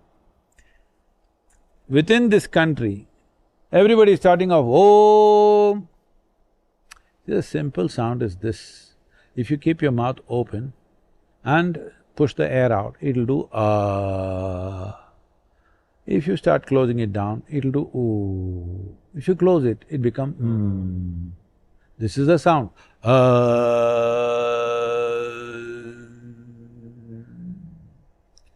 Now, how many distortions have happened? These distortions happen outside. For example, you will see this sound in Christianity, in Islam.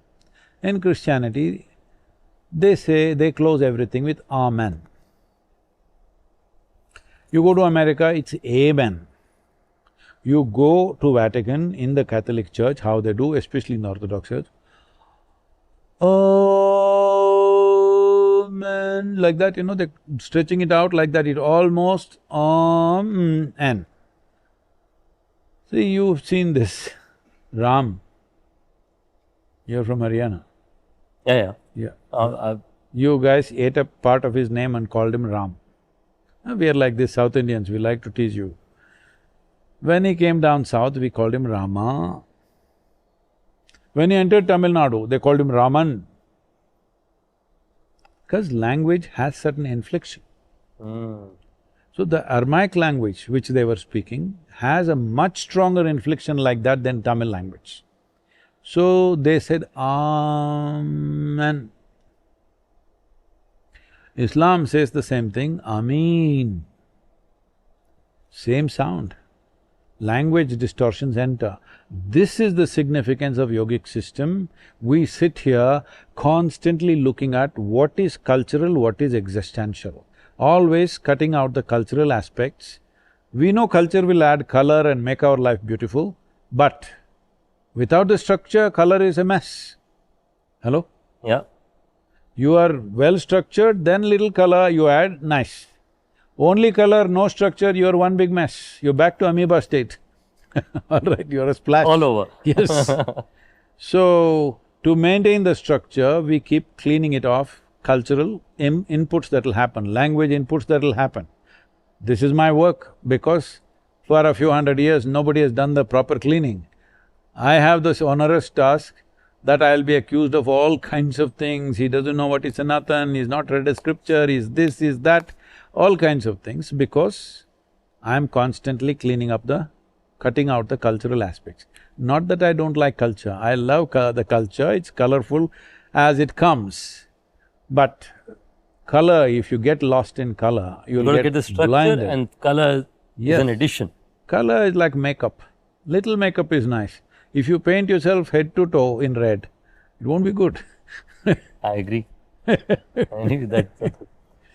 Sadhguru, I think it's been fascinating. I actually could go much longer, but I think… I see you have a lot of questions that you copy. Yeah, but I didn't see a single one of them because all of these left for themselves because you had such a fascinating perspective on everything that out of my curiosity, going back to how we started, I kept trying to seek from everything I could get from you. So thank you so much, Sadhguru. Thank you.